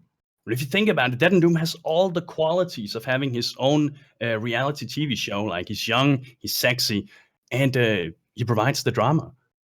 I would love to see that. True. I would watch it. I would watch it too. And maybe we are actually watching it right now. Maybe he is. Maybe there is a camera crew, and maybe we have a Fightgarr DeadandDoom. This could be live in Belgium, behind the scenes. That would be amazing. That would be very amazing. And what is Raiz looking for? He's going back to the There's a lot of window shopping here, and maybe not too good of a blank. He was planning for a long time. He took his sweet time to get his gear as well earlier, so maybe not really sure what to get now. Why is Raiz buying 2 iron rings? Maybe. Oh, okay. So he goes for Holy Fire first for more the consistency. I think I'm just not really updated here. Okay, so Raiz is he just picked up Holy Fire, which is a huge damage increase. So I think now we're going to see Raiz actually do some damage. Finally. Oh, and so there you see the crit chance pickup as well. That means I believe he must have just, maybe not yet, but at least very soon he's going to be enabling that elemental overload, where whenever you crit, you get 40% more elemental damage, which does affect the Righteous Fire. Freeq is still on the Dode Raiz fight. If he keeps this up, he will be as old as Raiz when he's done with this. But he does not have the damage this looks painfully slow. He gets it. Gets Dodre down now. That was a long fight. He does have a very low health pool, though, if you compare him to all the other races, which is why I think he has to play it so safe. So he ends up having to move a lot, and Dodre will use that blink strike on you a lot of the time, moving her out of your flame blasts. Mm-hmm. True. Yeah, she's. I guess she's kind of shitty with the flame blast. Yeah, one of the more annoying bosses. The Arkali a lot better with that firestorm. Dodre, not so much. Look at the damage Ryze is dealing now. So much better. Yeah, now he actually has the damage. This is what we hear. This is the power play coming in. This is what he was waiting for. He needs to have all the essential nodes early on with the Righteous Fire build like this, because you don't have all those leveling uniques to kind of overcome the degen problem. Nugi, I'm quickly gonna interrupt you here. Sorry, we're gonna zoom in on DeadandDoom if possible. DeadandDoom, the first person to go up against the final Act boss of Act 8. It is Solaris versus Solaris and DeadandDoom. Ooh, here you want to really be careful. The splitting attacks you can do, where you have all the projectiles coming out in a grid formation, can be very dangerous if you stand in the where they all converge. Not to mention those rocks falling from the ceiling. Yes, the rocks plus the fire can be very dangerous. I think I preferred fighting Lunaris of the two, being the easier. I think I would agree on that. Yeah, definitely a lot less spike items. You see that? Oh, you see there was the attack. The balls coming in, the spears coming out. The ball and spears for DeadandDoom here. Ooh, taking more damage. And is it it's a Step Knight DeadandDoom is running around with, isn't it? It is. It is a Step Knight Chemist. Oh, you see there coming, like the calling being so good. Oh, just taking a look at that Dying Anguish. Not really sure what that divination card is all about. Maybe he could use it, but no, it's just a level 19 gem that he will never be able to use. Completely useless for DeadandDoom here. Yeah. And this is probably what DeadandDoom will use as an excuse to say his RNG was terrible this run. He got a divination card for level 19 gem, and it isn't fair. So unlucky. And here we have everyone's favorite psalm, the Aqueduct. Yeah, so good. The Blood Aqueducts. I love that place. And Ryze is going up against Dodre now. I like it, very closely behind Freeq. Oh, he's a little low there. This is a very dangerous zone for this build, though. Very, very dangerous. He needs to have that decoy totem down as much as possible, because he cannot afford to take a lot of damage here. He does hit the valve there, effectively turning it into a blood fight now, a blood sport. I would assume he's getting a little bit frustrated here that he's not getting any procs of that Orber Storms. Every time you crit, you do get that elemental overload, and he is set up for that right now. I've used that a few times on Righteous Fire myself, and it's okay. Maybe he doesn't have the node just yet. I think he might not have it just yet, so it's just for the debuff. Okay, but even if he did, it is kind of annoying to use sometimes, because you do not really have that much crit to prog. It's Ryze, wow, taking some hits there. Some good dodging here, though, like avoiding all the killing blows of Dodre. Dodre just swinging those saggy boobs in the face of Ryze, motorboating him hard. Wow. But if there's one person who can handle that, it's Ryze. Yes, that's definitely true. He has taken, in his years, he's been, I don't know. He's been known to take a couple of boobs to the face. Yeah. But Dodre is at a level that he hasn't experienced before, and that may be why he was a little close to dying there again. I really like what I'm seeing coming out of Ryze here. Really understanding exactly how much damage that Dodre can do, right? Constantly juggling that life just around the 30-40%, but not even flinching, knowing that he will actually not die, even staying there. This is very, very impressive. For someone who isn't much of a racer myself, like seeing the control he has in those fights is amazing. I would be panicking so much anytime I took that amount of damage. And what do we have? DeadandDoom. DeadandDoom is just like he's flying he's right flying. now. He like I'm surprised he hasn't equipped any wings yet because he is flying. That would be very natural. And look at the damage too. Like he's having such a good time right now. He must be smiling, right? He's getting ready for all the glory. But this is his fight. Like this is his run to lose now. Mm-hmm. I would on a personal note, I would like to see him hit a little bit of diversity, a little bit of the snag here, maybe a death or something to maybe throw him a little bit off curve to see whether or not he can deal with that. Because we know that historically he has, whenever he's faced with a little bit of trouble, he goes down fast. His mental attitude is not what Cute Dog would. It's not positive mental attitude, right? No, definitely not. But yeah, DeadandDoom has been known to be somewhat toxic in the past, and I've even heard some rumors that his parents once sent him to school with a note saying the opinions expressed by this child is not that of his parents. It was that bad. But I guess that's what you got to do. Yeah, I'm looking at the Freeq's build right here while we're at it, and he is so one of the reasons we might not have that great of a life pool is he hasn't made his way over to Constitution yet. So he had to pick up all those placement speed nodes for the totems to kind of give himself an easier time, as placement speed is essentially clear speed and mobility. But that also comes at the sacrifice of health. So I think that's why we're seeing him being one of the lower health builds right now. But he is making his way into Constitution, and he's probably going to be picking up Totemic Steel after that. So look for that health bonus coming in very soon. I'm still not completely sold on the idea of using those Flame Blast totems when you could have used, well, the War Chiefs, because the War Chiefs just provide so much more life in the beginning. And so much easier to scale, I feel, at those levels. But I know you feel like they're at somewhat of the same level. But maybe it's just because you're a better racer than me and you can handle being at those low HP levels. I don't know. I think if you get lucky on some cast speed gear and stuff like that early on, you should be okay. Wow, Freeq going down! Oh no! Getting completely hammered, getting spanked like he deserves it. Wow! It is definitely one of the trickier builds to play that he's running here, because you're constantly you're constantly waiting for damage to come in. And this is also why he's getting into these situations where you leap into the pack and then you immediately get blown up. I would really have loved to see a Granite Potion from him. Every other except Fightgarr, but Fightgarr being the tankier one here.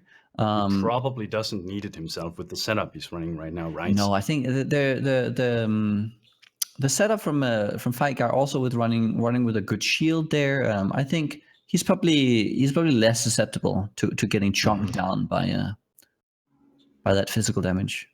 And we saw DeadandDoom also getting the Basilisk down just before. Oh, okay. And I can't remember if the Basilisk, that is mandatory, right? That is mandatory. It is required for you to. You have to hand it into Sin for him to open the heart. You need the acid, and do you also need the stuff that lightning guy drops? I do believe you need that as well. The Thor Magic Power or something, the power supply of some sort. Yes, I've once seen both of those. I've seen Rice rip to that guy before. Yeah. Maybe we can hope for one of these guys to rip to him too. Maybe. I wish them the best, but I would like to see some more deaths. I would so too.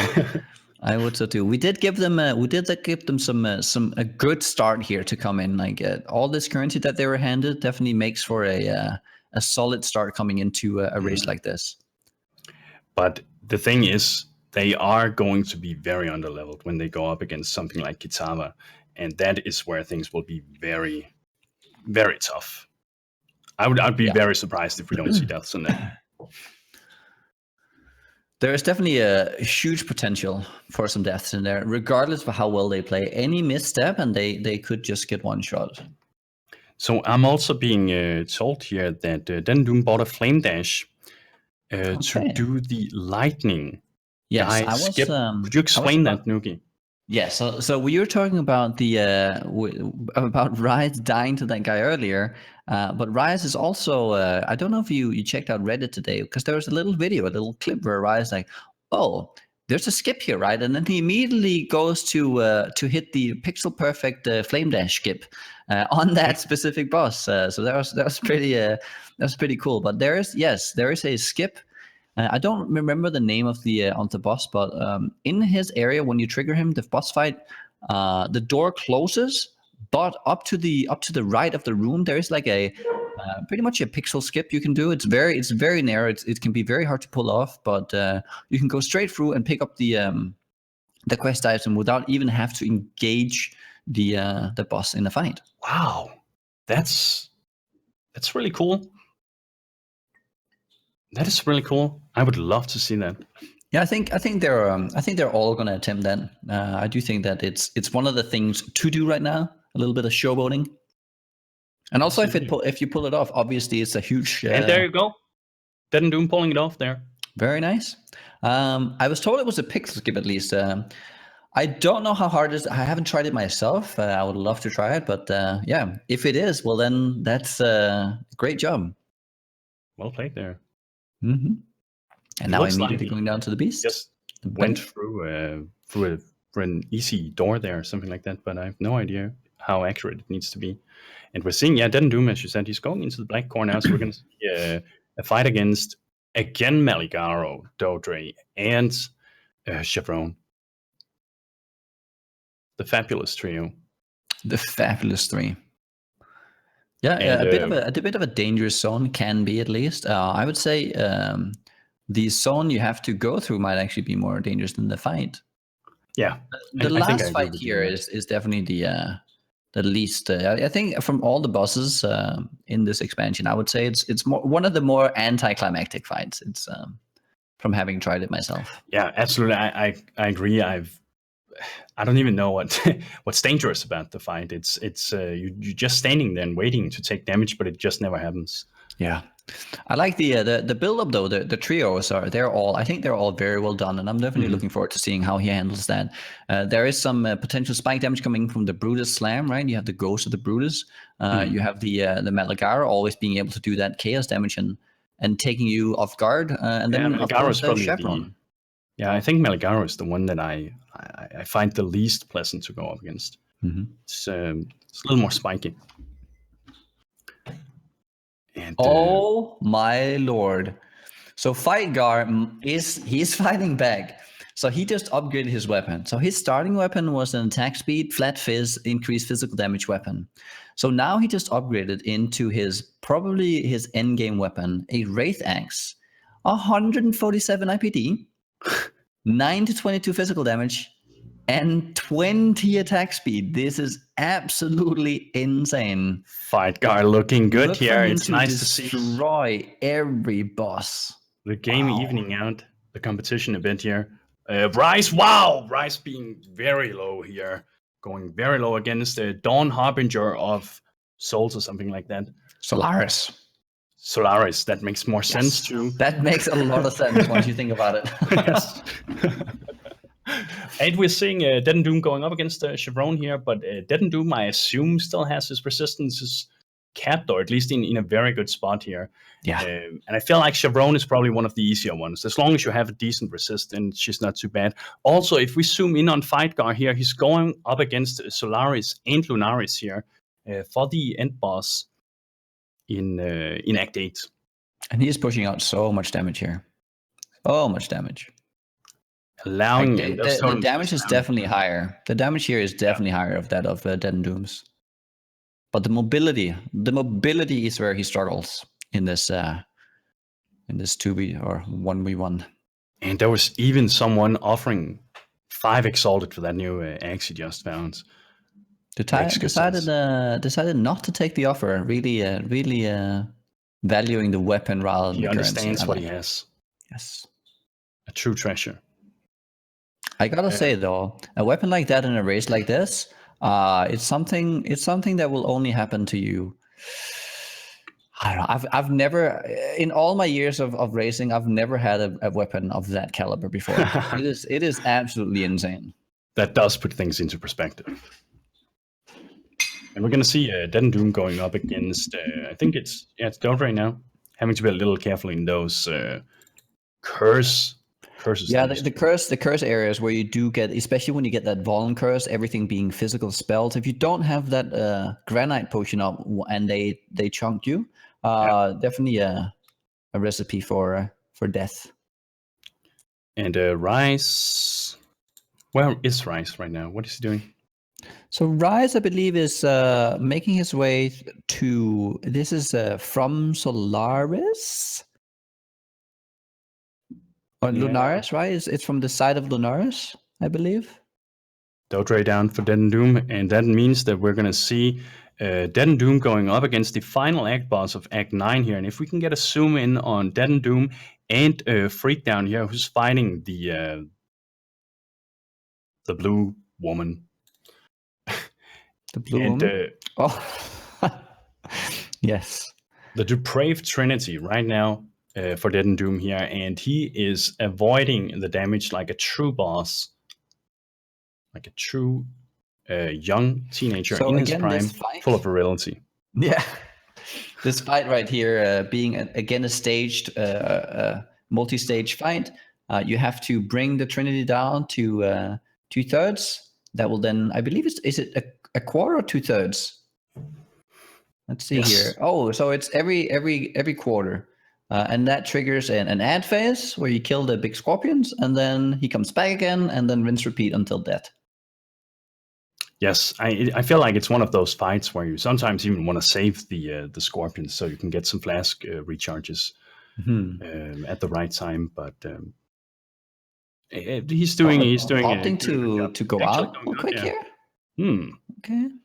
That does not look like, or it didn't look like a situation where he was hard pressed. No, maybe he was just a little low on the mana. I think the mana there, so he couldn't actually attack anymore.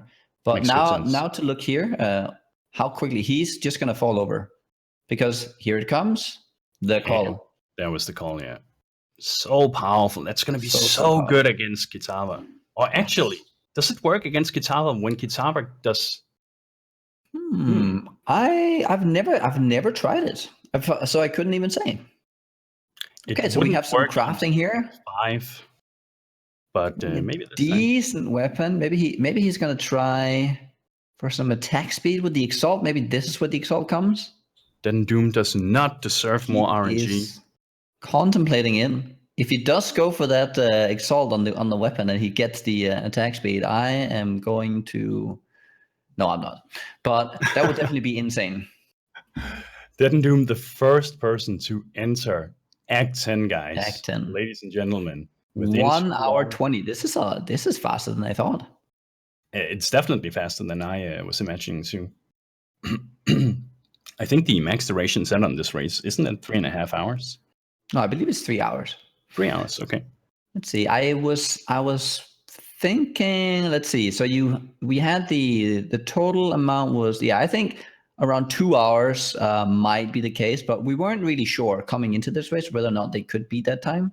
So I think the 220 was what I was thinking. And if you have a worse build, maybe 240. So that's around the time that we've imagined the run to be. But definitely with this prismatic eclipse, yeah, that's almost too good. Doesn't know that he has to go around here, or how to get around. Maybe no. You have to go around here.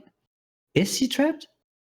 He will never get off that roof. There is, yeah. Here we go. You have to go around. Sometimes you have to go on the side ledge here to get around. You can't just go straight through. We have Freeq now getting the Sun Orb. He also do have the Moon Orb in his inventory. So within too long, we're going to see Freeq going up against the Act bosses of Act 8.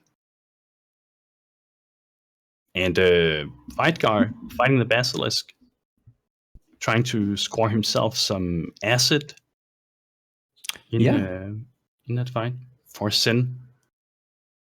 One of the few dealers in the World of Raycast. It now gives me a completely different perspective on Sin asking him to get that, but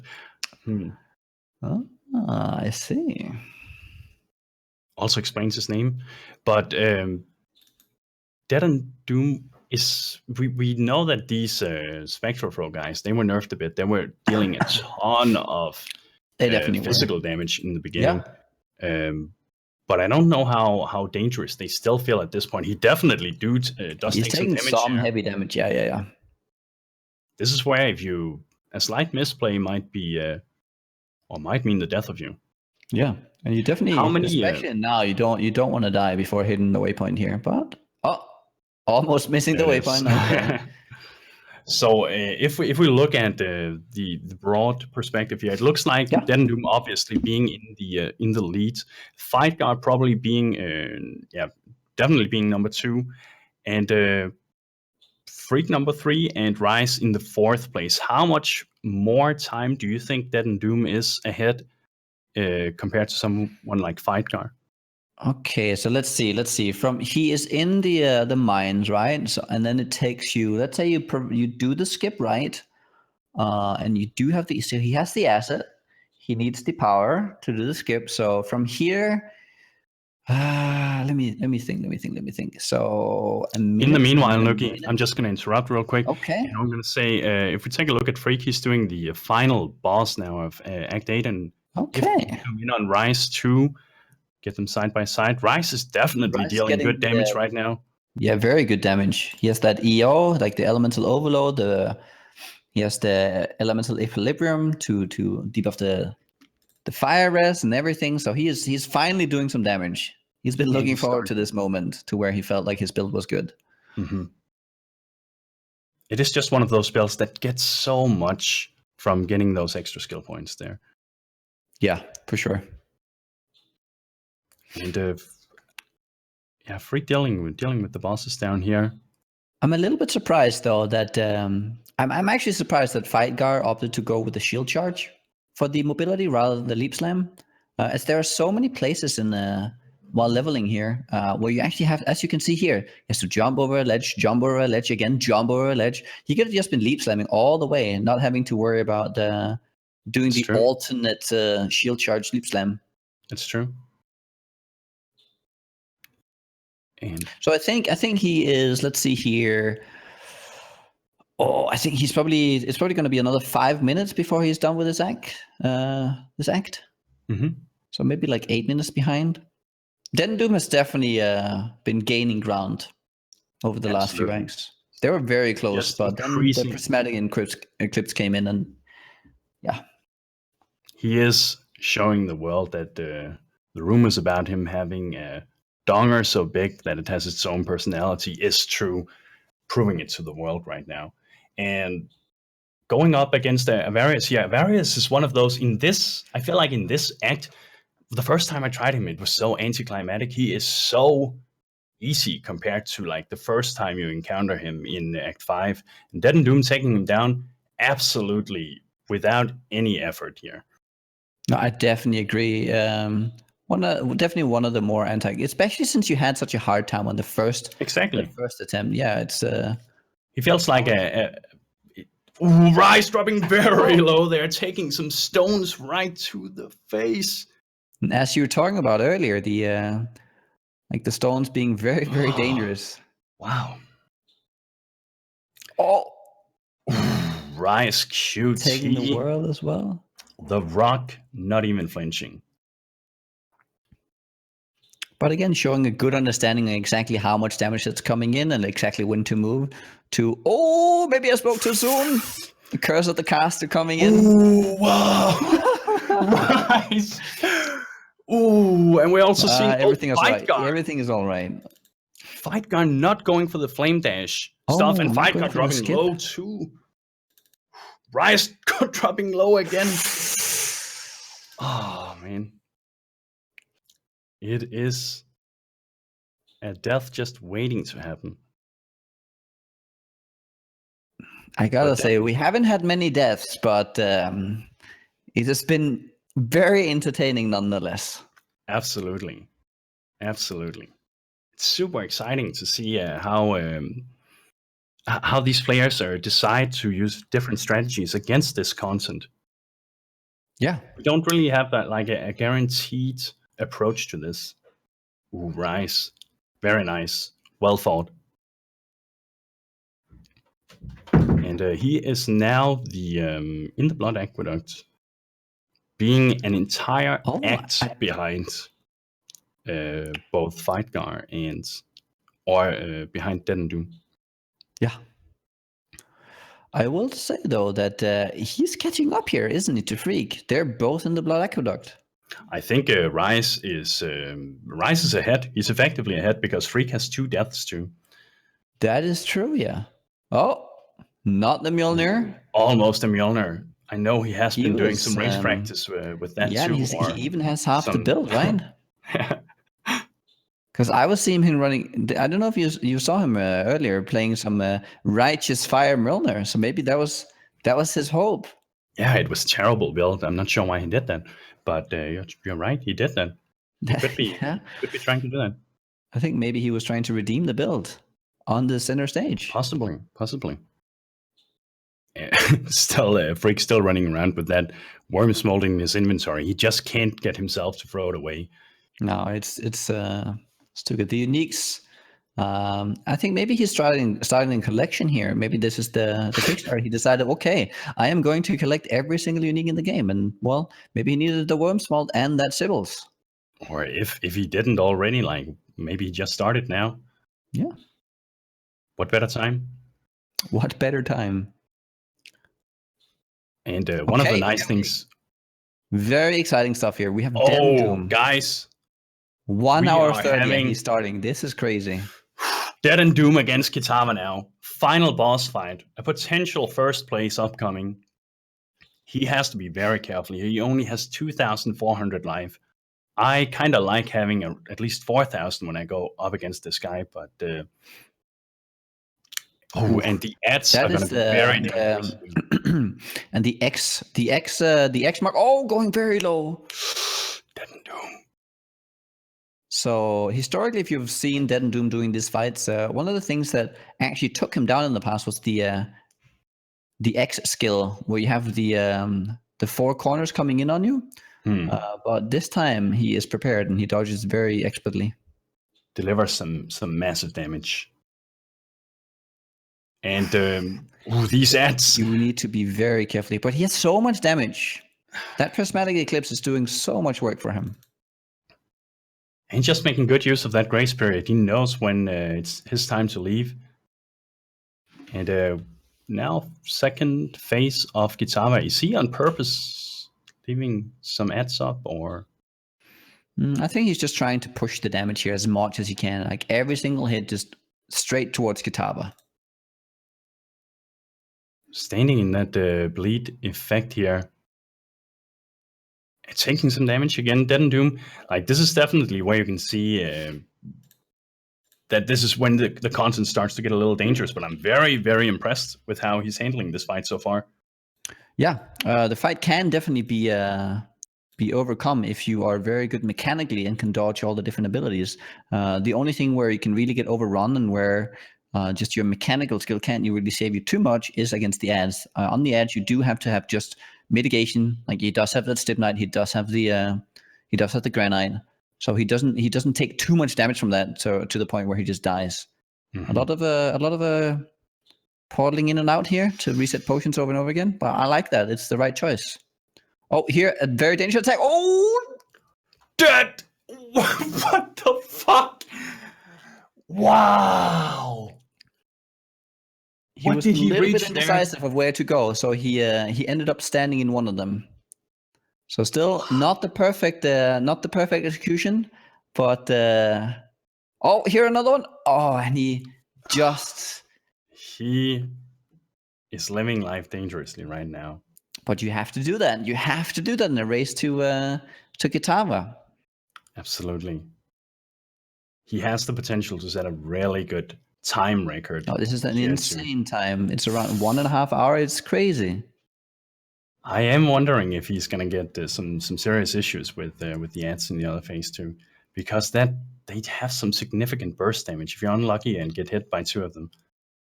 But But his he damage does is looking seem good. And to- the good thing about Sunder here, it will chain, it will cascade onto the heart again, and the heart will then cascade onto them, and it's just this continuous effect, which is why, look at that, look at the heart phase. It's Amazing. so fast. Wow. Very, very impressive. And I believe there's 3 heart phases for Kitava, so he got 2 of them down now.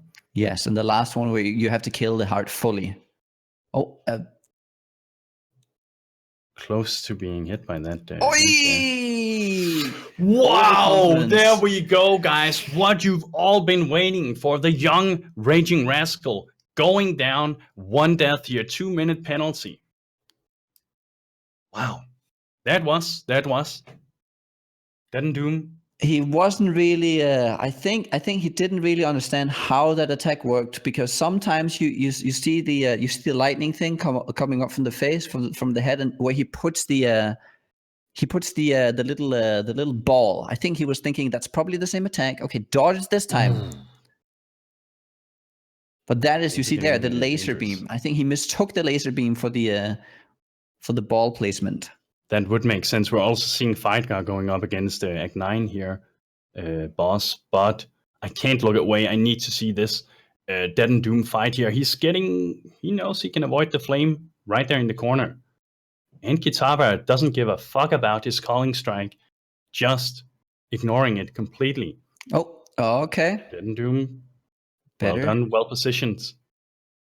You see, there's the eye coming on. I think that was where you can just stay in the middle. And I think this is where you want to make use of the grace period here, and then he just needs to survive the final phase here. There is a lot of potential damage here. I mean, good potion management, somewhat good potion management. And there we go. Oh, and he gets another prismatic eclipse just because. Why not dual wield? Why not dual? Like, I'm lost for words. Yeah. DeadandDoom taking position number 1 for the Act 10 Kitava race. I think that deserves a round of easy clappers. That definitely deserves that. That was very, very impressive. Amazing gameplay here by DeadandDoom. And there's not much to say about it. Like, he didn't really make any mistakes. He got a few. He got 1 death, right? He has 1 death, so he has a time penalty of 2 minutes. But even despite that, Fightgarr would have to run really, really fast for. Yeah, I don't think. Sadly, I don't think we're gonna have a close finish here. I don't think that's gonna happen. He just showed that Sunder, Slayer, and Leap Slam is just the superior way to race right now. Very, very impressive. Fightgarr is on pace though to setting a good time here, and I don't believe Fightgarr has died. So had this been a hardcore race, DeadandDoom would have actually lost. Yeah, I think DeadandDoom has proven that he's good enough for his parents to turn off parental control. He's mature enough to handle that now. And wow, I'm so impressed with how fast he could do this compared. He is whining already in chat here about weapon RNG while having 2 prismatic eclipse drops. I take that back. We're not turning off a parental control. He does not seem. I don't think he's there yet. I think maybe in a year or 2. Yeah, that's not the time to complain about RNG, right? So after having just 1, definitely not the time. The next thing now, probably even more interesting, is going to be how Fightgarr is going to deal with Kitava here. If the war chiefs are going to feel safe enough here, or if he's going to have some issues with them being placed and then getting destroyed by the ads and such. But I'm thinking that war chief will probably be a very nice choice against this boss here. But Fightgarr, how much do you think he's ahead of third place here? Third place. Ooh, so let's see. I think. And I think Rise is third right now. Yeah, I think so too. I think maybe a. So we had a. What was the end time? The end time was 1:27, wasn't it? Or something like that. 1:27. No, I think it Approximately. must have been 1:30 something for. Maybe Havoc can DeadandDoom. type that for us. Yeah, that would be nice. I just lost connection with Rise here. Oh, so did I. Oh, I really hope that we didn't have a. Knowing the internet age issues. of Rise, I'm very concerned about his health right now. Knowing the what? The age of Rise. Oh, and he's back. In the dark. And with sunglasses on. Wow. What is going on here?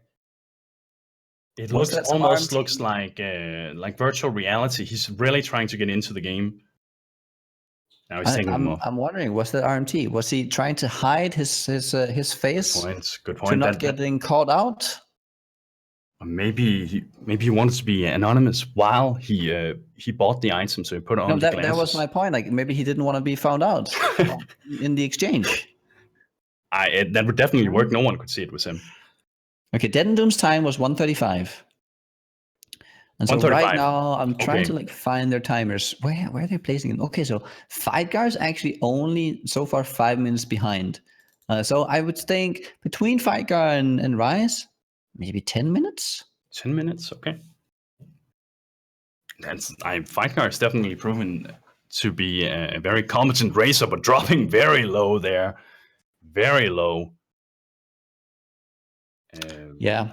It's this delayed damage of totems, which is proving to be detrimental both for both totem users essentially. Oh, and another good skip there for Freeq, showing that DeadandDoom is not the only one who knows that little trick. Yeah, Fightgarr did decide on killing him. I'm not sure if he didn't know of the trick or if he got a flame dash or just didn't care. It might be that he didn't. It might. Can they? Well, they should be able to get the flame dash. So, and going low. But no, I think he probably just didn't care. Probably hasn't practiced it and just didn't want to take the risk of just sitting there and trying to pull off something he hasn't practiced at all. Mm-hmm. Makes sense. But no, you're seeing here what I talked about. Fightgarr! He goes down. And Fightgarr with a death. He had no flasks. He panicked a little. He should have used that hardcore ability. He should have locked out. And what do you think about that, Nugi? That was a misplay? Well, it is this danger of not having like immediate damage, because you're always waiting for your totems to activate. And you can just see DeadandDoom spamming him there, like, oh, I only had 2,400 HP, Fightgarr. What about you? Well, a little bit of BM here, back and forth while running. Okay, let me see here. Nugi wouldn't give one. Meanie. Wow, this is an intense conversation going on between these two players right here. This is the reality TV material we need. He's saying I wouldn't give one. He didn't even ask for one. Wow. This is drama at a high level. Well, it is hard with everyone. I will say to his defense though that it is hard with everyone. We were trying to make them come up with like the rule set so we could have like as fair of a race as possible. We provided them with the flasks they might not have had access to. The Quicksilver, I do know that Freeq had one, and I definitely didn't have any objections to that. I thought that we were on the understanding that everyone just had the early quest potions if needed. So I definitely think it's very impressive what you've been able to set up here, considering all the variables that you had to consider with this type of race. Who do we? Rise is just running around in that belly right now, and now that we have that, we have that death on Fightgarr, Rise is getting a little closer. There might actually, if Fightgarr doesn't pull this off right, there might be a little bit of a. Oh, and Havoc, I'm not. Havoc saying your stream is still running, Nugiyen. I don't know if you. Oh no, I just turned it off. He wrote. I saw that, yes, and the stream is now off. So I was hosting Havoc, so I don't know. So nothing showed. Okay. Oh, and Rise going very low. Very dangerous zone here. His granite flask is down. That's why you're seeing him taking so much damage now. He does have Fortify up, but without that granite, they just deal too much physical damage. It looks like he's fully sustaining the Righteous Fire now with... That's looking really good. Oh, he was just in the grace period. Yeah, I'll take that back. What is he going for right now? He has 2 skill points to spend. Wow, what? Holy shit, that was some dangerous health he went in there with. He was just setting himself up, just showing him who's boss. I can win even with 10% life. Yeah, I guess. He should have gone for that low life node. You're right. Yeah, I think so. I think that would really have been. And if we should probably get a side-by-side with Fightgarr and Raiz here. Fightgarr dealing with the various right now, and Raiz on his way to deal with Dodre. The thing that's a little dangerous with Dodre is, I guess, all these vulnerability curses here, which will make him take even more damage from his Righteous Fire. And Fightgarr is just absolutely destroying Various here. Easy. Ooh, and definitely taking some damage there from Dodre. When you do this, Nugi, do you try to deal with the with those totems there you can see, or these things that spawn? No, not really. I usually just circle down. I feel like it's not really worth doing anything else. Ooh, Raiz have no flasks right now, and it gets kind of annoying if you see all the stacks he currently has on him, with all the damage reduction stacks, the movement speed stacks, and all that. Like, it gets kind of annoying. So clear those off with a little port action there, and you're good to go. Oh, taking a lot of damage. There we go. And he's still, I don't think he defeated Malgaro either yet, so we're still waiting for him to see Chevron, which he's going up against now, and then it's going to be Malgaro. And DeadandDoom having a great conversation there with Fightgarr. I think, though, Fightgarr might be very close to reporting him for harassment. I think DeadandDoom's strategy here is to confuse him as much as possible, so he won't get a good time. No, Fightgarr seems not to be phased at all by all this harassment going on, and he's getting very close. Fightgar's been 15 himself. He knows how to handle it. Yes. And Raiz, actually, he does have that curse now. I don't know for how long you've had that, but he didn't use it in the beginning. And Chevron down, no problem. Well, the flammability, I think he's had that for a while now. I think he just hasn't been using it. Maybe he got unlucky on the colors on his gear. I didn't really notice early on, so he might not have been able to use it. It does make sense. I'm gonna try and see if I can see his inventory next time he uses that, to see if he has any chromatics left, because that could really be the case. Because we did see him changing up some gear just earlier. We're seeing a Freeq against Chevron now, and compared to Raiz, his damage is just not really there.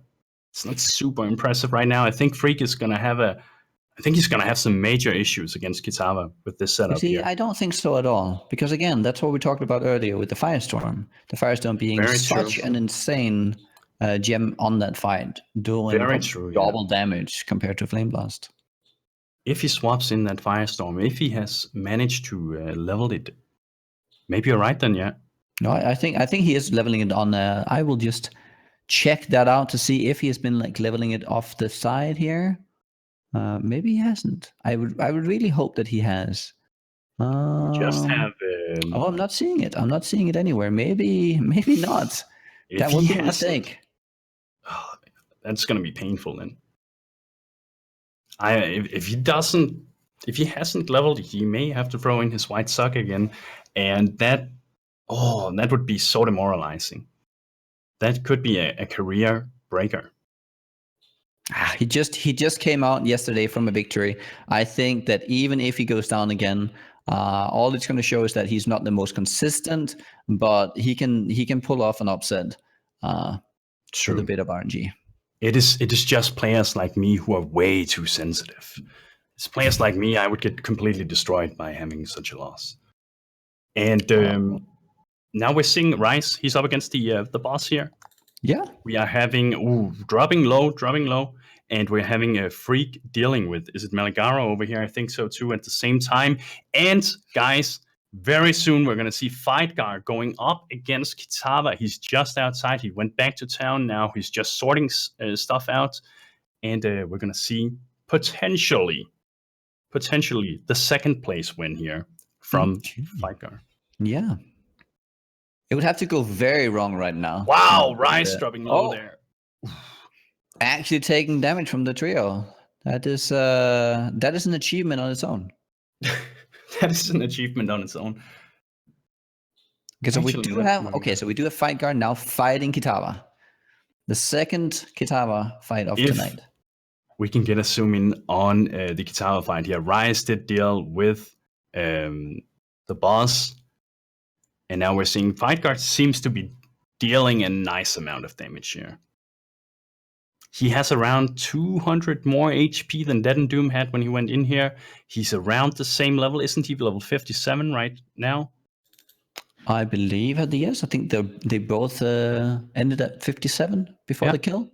And that is effectively, as far as I know, 10 levels below the zone level.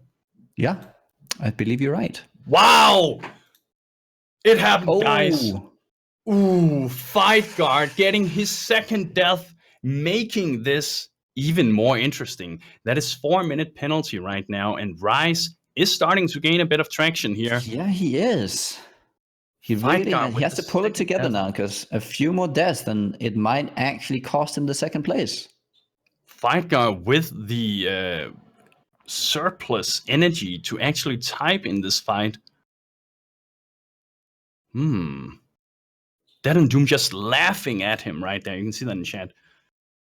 Very toxic behavior. Oh, wow! Almost dies to the degen. Almost. I'm seeing some splitting of the portals here. I'm not really sure what the strategy is here. Maybe preventing a misclick to have as much of an area covered with portals. maybe another old guy. Strategy. Ooh. Because I do remember, the Grandma phones. He might be thinking of that strategy where you have the buttons being extra large. I like it. He's just recognizing where some of his weaknesses are, and he's making sure that he is. You know, Nugi, that's what makes you a great commentator. You observe some things that other people would just never have thought about. That was excellent. An excellent analysis right there. Oh, he's gonna take more damage. Fightgarr! Unfortunately, he said it himself. Unlucky. He got stunned as he was just trying to move out of it. Right, the ad just stunned him, making him stay just inside. Unfortunately. Damn. And I have some neighbors looking in from my window right now. They can hear me sitting here and yelling. It's a little awkward. Ooh, Fightgarr! Don't type now. Play. Fightgarr. You mainly beast. I am holding my breath. This is too exciting. I really have to urinate too, but I cannot. I need to see this. How far does he have Kitava now? This could be a long fight. Was this stage 2 hearts he just got down? I believe it was, right? So he needs one more heart phase. Yeah. Or is it just one more heart phase? And he's been putting out some great if that is the case, then he is putting out good damage, I think. I think his damage is pretty good, but he's having a bit of trouble with the survivability aspect of it. He doesn't have any leech compared to, I believe, Duelist does have some leech. They definitely have some close bind. Wow.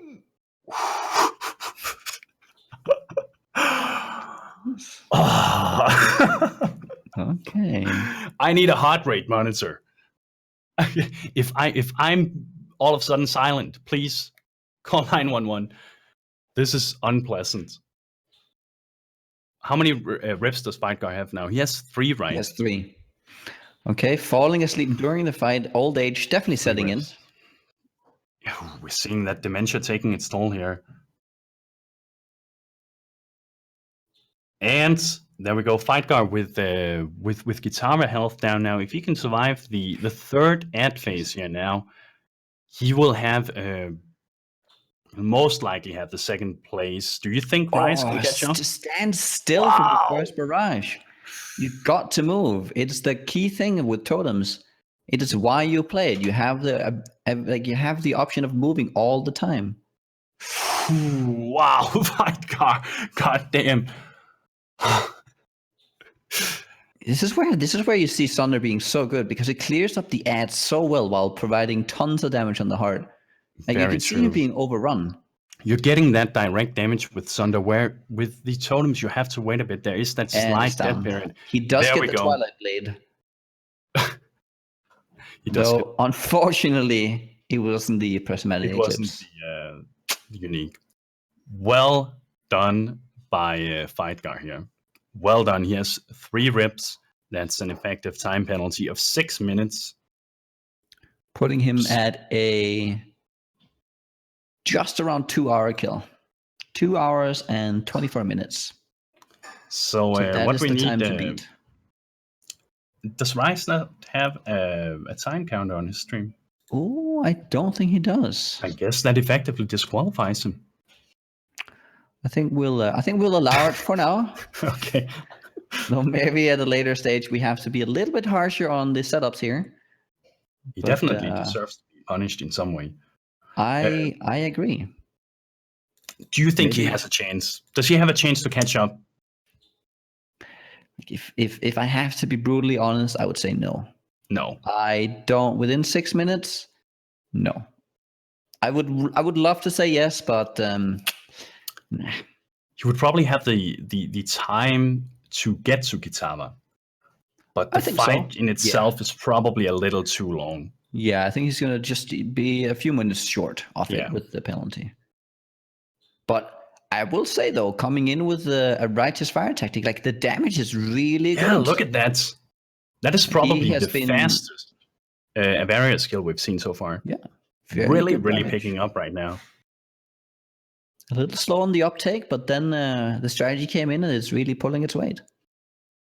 So now all he has to do... Exactly what all his teachers said about him in school too. Yeah. All he has to do is to survive here, get a clean kill, and then he's secured that 3rd place. I will say, though, that even if Raiz does not get the 2nd place here, he's probably had the most impressive gameplay of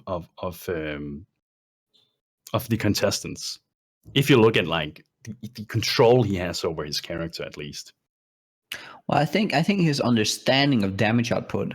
I wouldn't maybe say the control, because he has put himself in some danger here and then having to tank a little bit more when you really didn't. I think DeadandDoom showing a little bit more of a teenage APM here, and again in control of the character, but Raiz really showing the experience, I would say, amongst like above all else of all these contestants. True.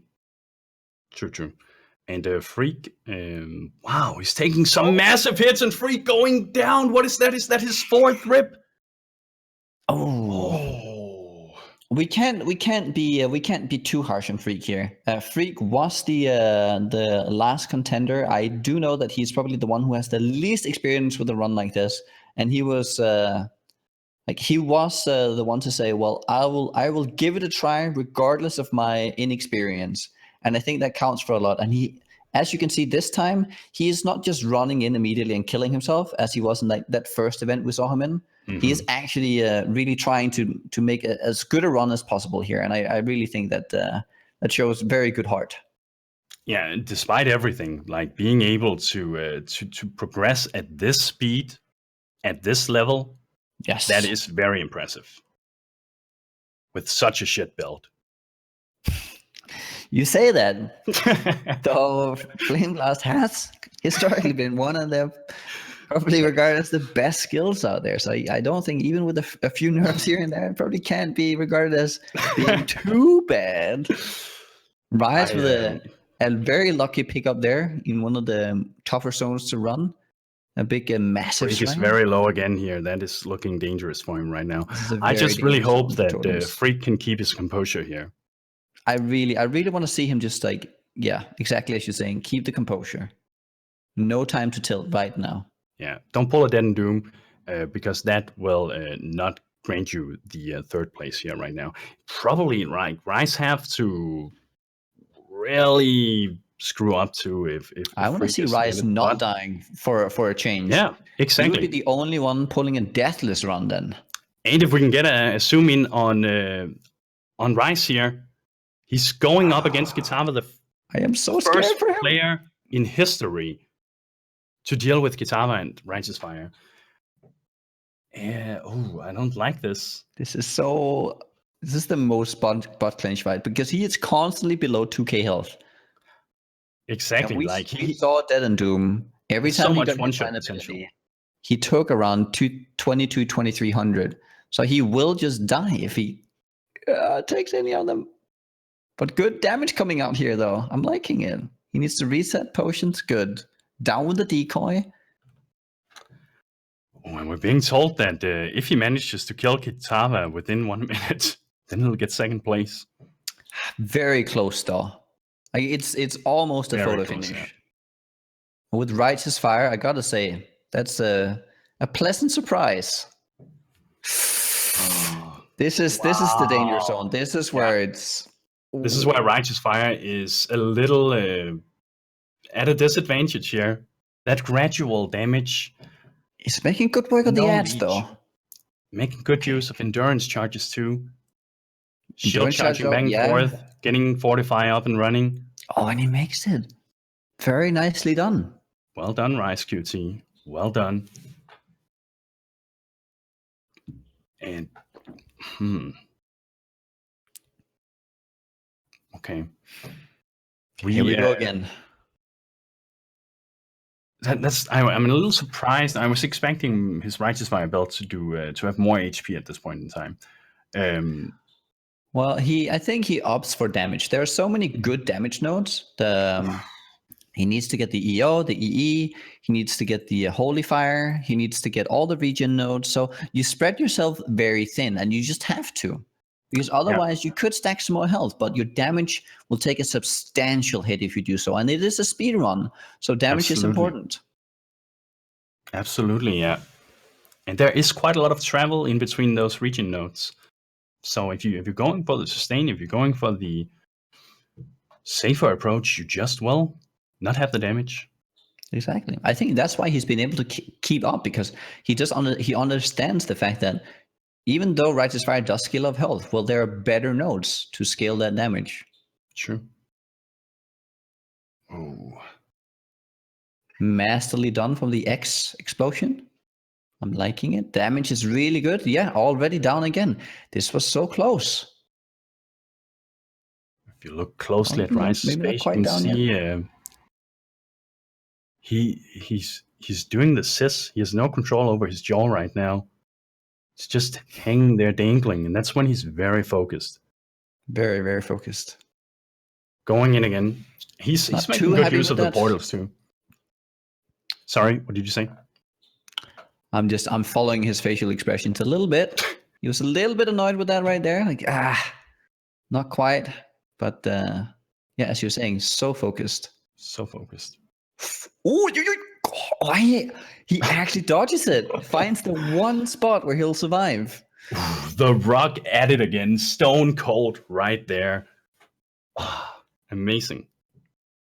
Is that his? Is that what they call him? Stone Cold RaizQT. It is now. And what kind of health flask does he use? He uses a perpetual hollowed life flask of grounding and a seething of staunching for that panic. Oi, going very low. A little bit greedy on the damage. It goes away from his strategy of kind of keeping the like weaving and all that through the packs. This is turning into like a 57 portal fight here. But that's what you gotta do. That's what you gotta do. That's the clever play.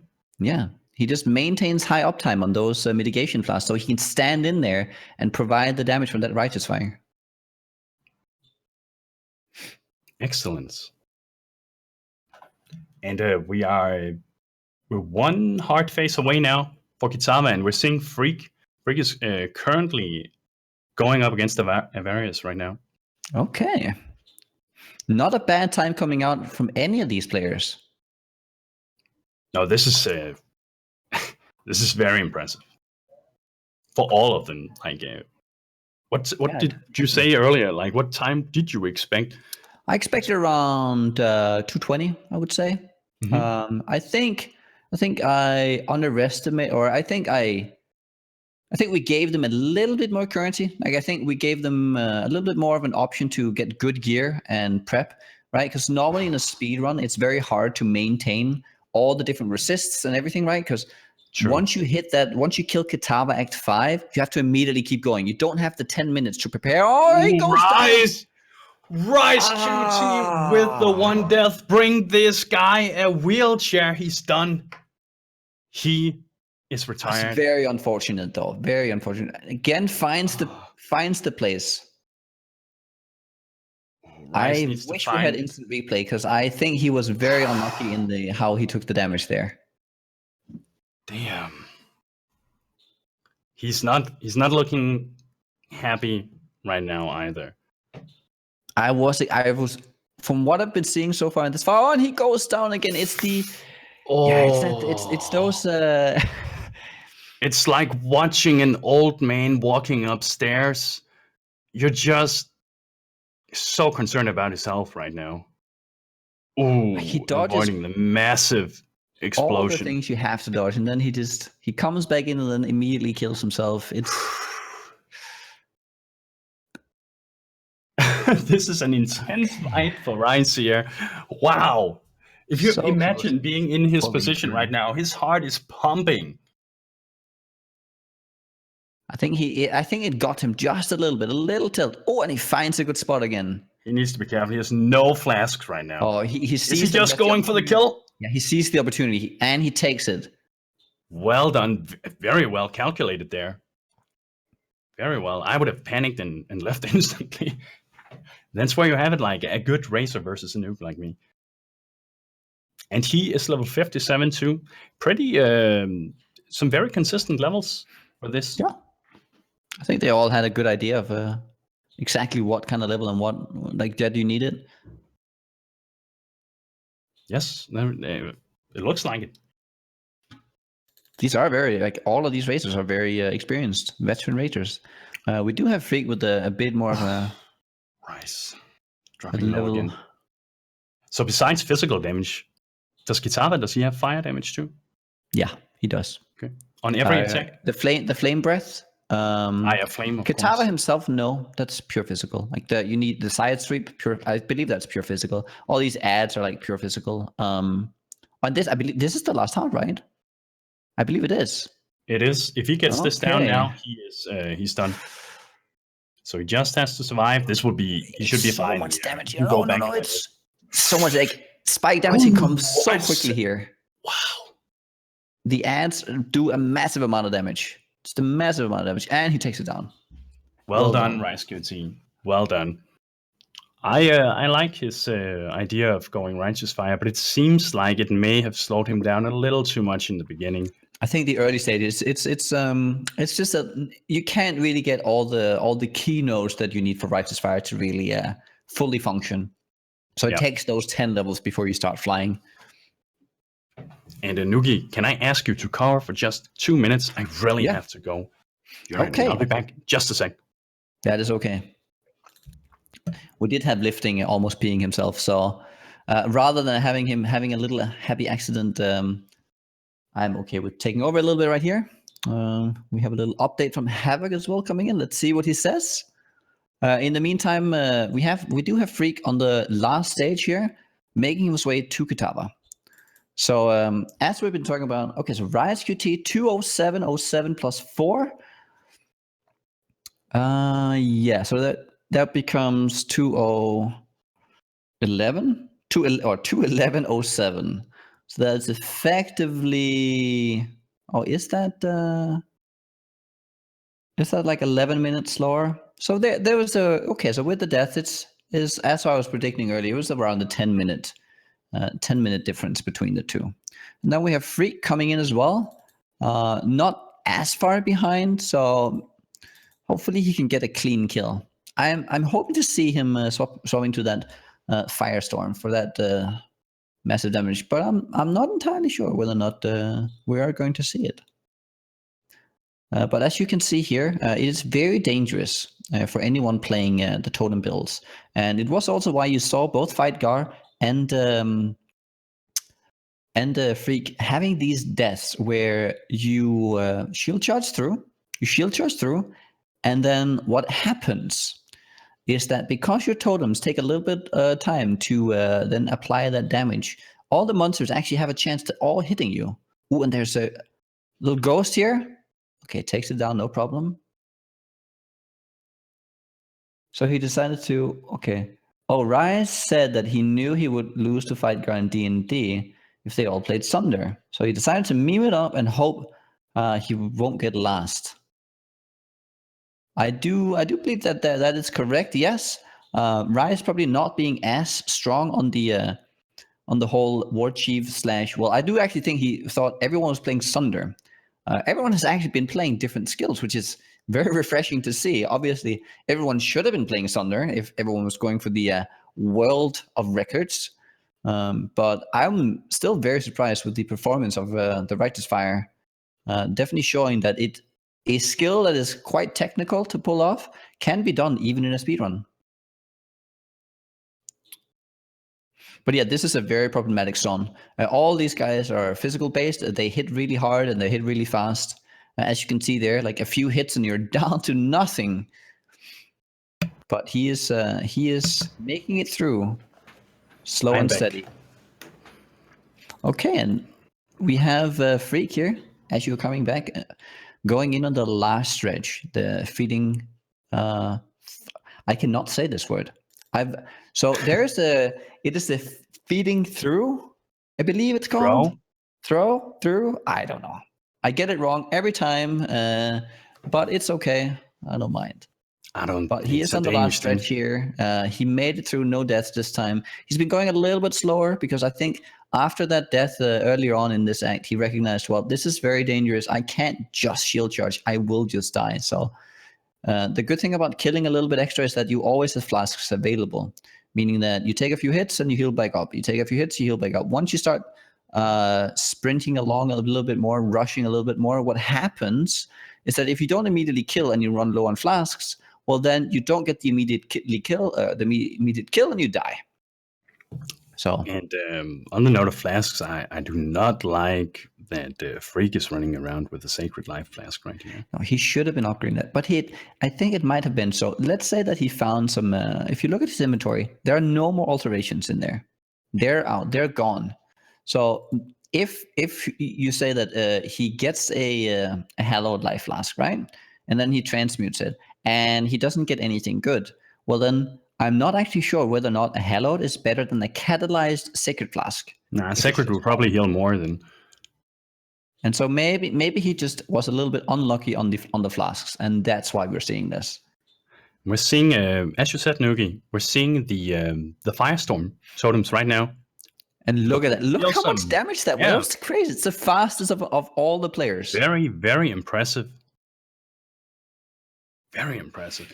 And a good thing here as well is that you're guaranteed, right? So the Firestorm are actually, so he swaps around. I'm not sure if that's the right decision. Because if the totems get stunned, they might actually stun the totems all the time on the small blast. You can see there, stun, they're not charging up to 10. So he's not getting this massive hit. That's true. So I'm not sure if it's better. If it's actually better. Oh, so close. Wow. And he is running that MOM, so once he takes a few hits, he can't actually. Yeah, and I think he recognizes that himself. The totems are getting stunned, and they will not be able to actually deal the damage that he's looking for. So he's going back for the damage of the guaranteed Firestorm. Okay, that's just the guy Imagine going out of your grace period there. That is an unpleasant feeling. That is not something you want to look into. Now we're gonna see like the full potential of the damage here again of these Firestorm totems.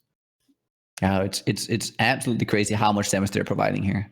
Definitely the probably one of the best abilities you can use right here on Kitava. Because as you can see, they target the middle. Oh wow! So he goes down to what is something that takes out the best of us. If you're hogging the wall, and this is why you never, even on totems, you don't want to hog that wall, because the X slam will then start in the wall itself, and you won't notice it. It's a kind of fun design because it makes you want to go there. You want to go to the wall, and then you get punished for it, right? Definitely. And how's he? Yeah, he does have some nice damage on these. The problem in this phase right here, as you're seeing, there is a few ants, and they're actually killing his totems. So that's why the damage is a little bit lower on this phase than it was in the first one. Okay, so here he actually gets a little bit of a... Avoids it masterfully. It is nice though. Once you get those phases, sometimes it gives you a little bit of a breathing room to kind of like reset, look around, and it might be a very dangerous attack, but there is time where nothing... It actually does give you some time where nothing happens. You know, one thing I notice here is that I think, and I saw this on the... I think I saw this in DeadandDoom as well. He's opted not to use his Exalted Orb. Maybe he recognizes that the prize he's going for here is making it through the race without using the Exalt to get that guaranteed hardcore or softcore Harbinger payout at the end. He is in it for the currency. What an amazing opportunity to start in this league. Yes, he can build anything. As you know, Exalted can buy anything your heart desires. Are we gonna... You think we're gonna see another death? Does he have it now? I think he... Okay. I guess we got our answer there. How many deaths is this for now? Is it 6 or 7? It's 7 deaths, I think. Fix the end of that, and then... But again here, almost runs into a blast. That was either very, very well calculated or lucky. Yes. I think it was very calculated. He's a good player. I think so too. I think he had that down. You see here, again, so right here you see the Firestorm performing a lot better than the Flow, and then... He is also, of any of the players here, he's the one that had the least amount of life as he went into Kitava. He's only at 2,100. But he does have MOM, and he has 1,000. That's why you're seeing all his mana disappear all the time. So effectively, he might actually have the highest life pool, if you count that in. Well, I absolutely take back my statement then. What an idiotic thing to say, lifting. And he's getting... That doesn't matter, because mechanically, he is proven to not be the strongest player off the field in this instance. Wow. But Freeq is currently in a position where he knows there's nothing more to lose. Now he wants to prove to the world that he can take down Kitava too, and still at a very impressive time, right? Oh, yes, for sure. Very few players can actually get to this stage at this speed. But I think he's smiling. I think at this point he knows he's guaranteed an Exalt. Like, he doesn't care. He came in and got what he wanted. That's all that matters. He's just imagining that sparkling Exalt at the end of the wow. And as Lara says, an Exalted Orb is the best way to a woman's heart. Maybe he has someone in mind. Maybe he does. It'll be interesting to see who he trades it to then. Yeah, I think this was 9 deaths now, or 10. Going out, he knows he cannot make. He will just die again. As you can see here, he's not trying to kill himself this time around. I think last time we saw him with a bit of a tilt, he was just kind of going with the and I spoke too early. He was kind of just corpse running the fight. Here he is trying to stay alive, showing that he can do this with the. He's keeping his composure despite everything. Oh, And that is a challenge to have. that is definitely true. Cool and heads prevail, isn't that what they say? In this case, it's not so much about prevailing, though. It's just about, actually finishing, but still. We're getting very close now. The last hard phase. I think it's definitely the ad phases that has been the bane of frustration for Freeq here. Yeah, and I would say that it is also the worst of the phases. Like the Kitava fight is being trivialized because of this massive damage from the Firestorm. You Now can and then, personally attest to that, right, Nugi? You were in a Kitava race not too long ago, and not a Kitava 10, of course, but was it the ad phase that was the hardest for you there too? oh, what was my build? I think you were playing a ranger build or a bow build. Yeah. It was at the time where Yes, you pulled an I ad. think yes, you are right. No, the ad phase is very difficult on that one. Good step knight usage though helps a lot, like good potion management. But no, the ad phase, once you start getting overrun, as you can see right here, that is where things start to go sour because it's so hard to recover from. Because you can take a certain amount of hits and you can heal it up, and then you kill some more ads and you get some more potion charges and you can heal it up. But once there's just too many, you can't out heal it anymore, and then you have to kill. But if they just keep spawning, well, you're just not in luck because well. And I guess this is a very difficult stage. Another death. I'm starting to feel very uncomfortable here. Well, at this point, he just wants to like put down a totem, hope for like a tick or two of the Firestorm, as it will always hit the heart. Oh, Nugi. I'm not even sure what to say right now.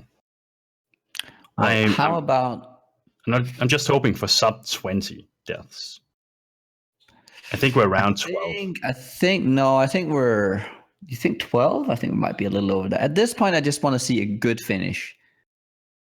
I want to just we throw our thoughts and our support in our minds and hope that he can feel like just throw good thoughts at Freeq right now.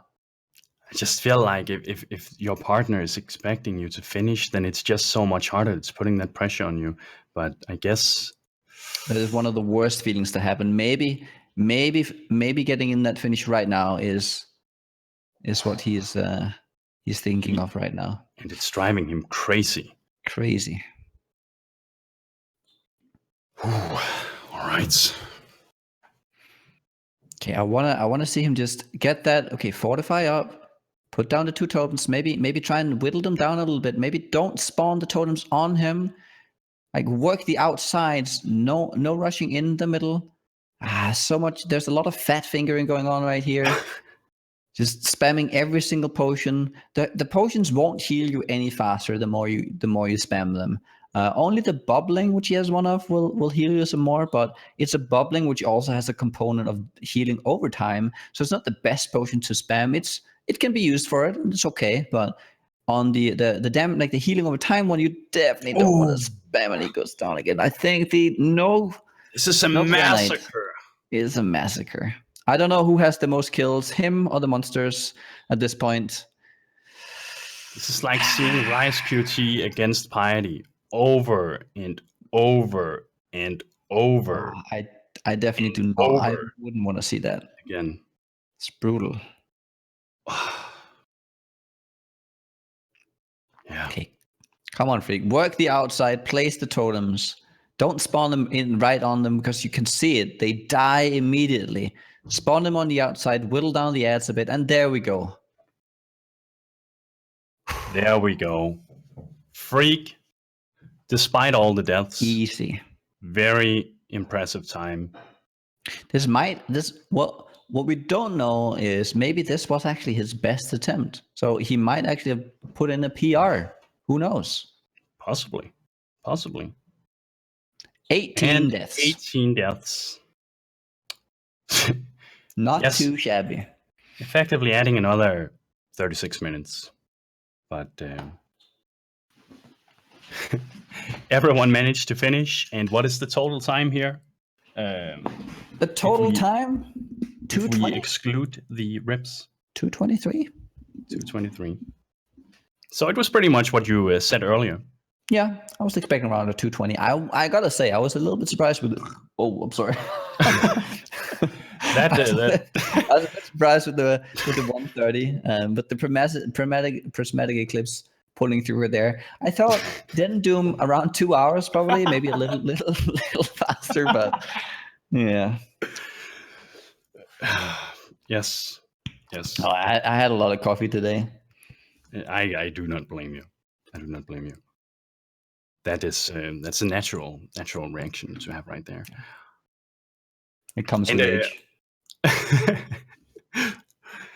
I think that means that if the contestants are ready, then we'll be dragging them in one by one to answer our questions. And I can actually see we already have DeadandDoom in here. DeadandDoom, congratulations on that amazing time, dude. Thank you. So tell us what's going through your head right now. What did you do right? What was not so good, and so forth? Overall, I'm pretty happy with this run. Played pretty good. I'm kind of sad I died right at the end to Kitava. I really misplayed there. But overall, and then especially the prismatic drop is so big. That's saved me so much time. I'm happy you recognize that. For once, complaining about RNG has been one of your fortes. So, do you think your RNG overall was how was it, like starting out, middle, and end? It was all right. Other than the prismatic, nothing special really. Okay. Do you think you would be available to do some reality TV, DeadandDoom?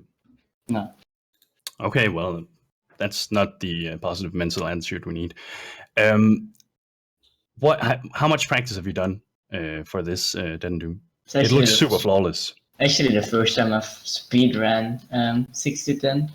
But I've leveled like 15 characters this league already, so I knew how to do it. Just never actually done a speed run of it. Okay. How different does something like this feel compared to the normal races that you've been participating in? It's pretty different. You know? Could you explain why? Well, I've run Act 1 to 4, like, I don't even know how many times. But 6 to 10, I've only done maybe like 20 times. It's also quite a bit harder. How do you feel it? Like, what do you need to do to adapt to this type of content? What's different than running the early acts? You definitely need to play a little bit safer. Yeah. Yeah, you need to have instant potions too. How do you feel about the amount of currency that you had available in the beginning? Was it an appropriate amount, or was it too much? Did it make you too powerful? Probably a little bit too much. Like I almost had cap resist at the start. Yeah, I like to replace 3 items, I think, from the start. Yeah, if you don't include my weapons. Okay. Well, very, very impressive display. I must say, congratulations, man. And I need to ask, do you think you would be up for a one-on-one against Fightgarr? Yeah, sure. Awesome. Like, guys, this is the entertainment that we want to see too. DeadandDoom, unless I don't know if you have anything you want to ask, Nugi. No, I think you covered it very nicely. DeadandDoom, thank you very much for taking your time to talk to us again, and amazing display of skill there. Congratulations. Thanks for having me. Thank you. And the next person we should have in then should be Fightgarr. I don't know if he's MIA currently, so maybe we'll get Raiz in here first. Let's get Raiz in here. RaizQT. Hello. Dude, you had the most amazing control, or I don't know if it's the right word, but you knew how much damage you could take. You were making me so anxious watching this, but you just decided to take it. Well, how did the race go overall for you? I thought it went great. I had a lot of fun. I think RF actually ended up exceeding my expectations, and yeah, it was a miracle that I didn't die leveling up. I am pretty angry at myself for dying twice at Kitava, though. That was kind of Looks like it was the ad phase that gave you the most trouble in the... Well, I knew the ad phase is going to be really problematic, if I have to TP out. So I was like kind of betting on my granite. I was also expecting to have like 3k life or something. So yeah, I was taking a little bit more damage than I anticipated. And then yeah, one time I got impatient with the ad phase, and the other time I also got impatient because I could have waited out the 2 like seed spawns that are spawning on that black goop on the ground. Yep. And I didn't, and that way I didn't see, because I was like to the side, I didn't see him raising his hand and doing the big explosion. So I kind of took a risk, and yeah, didn't pay off this time around.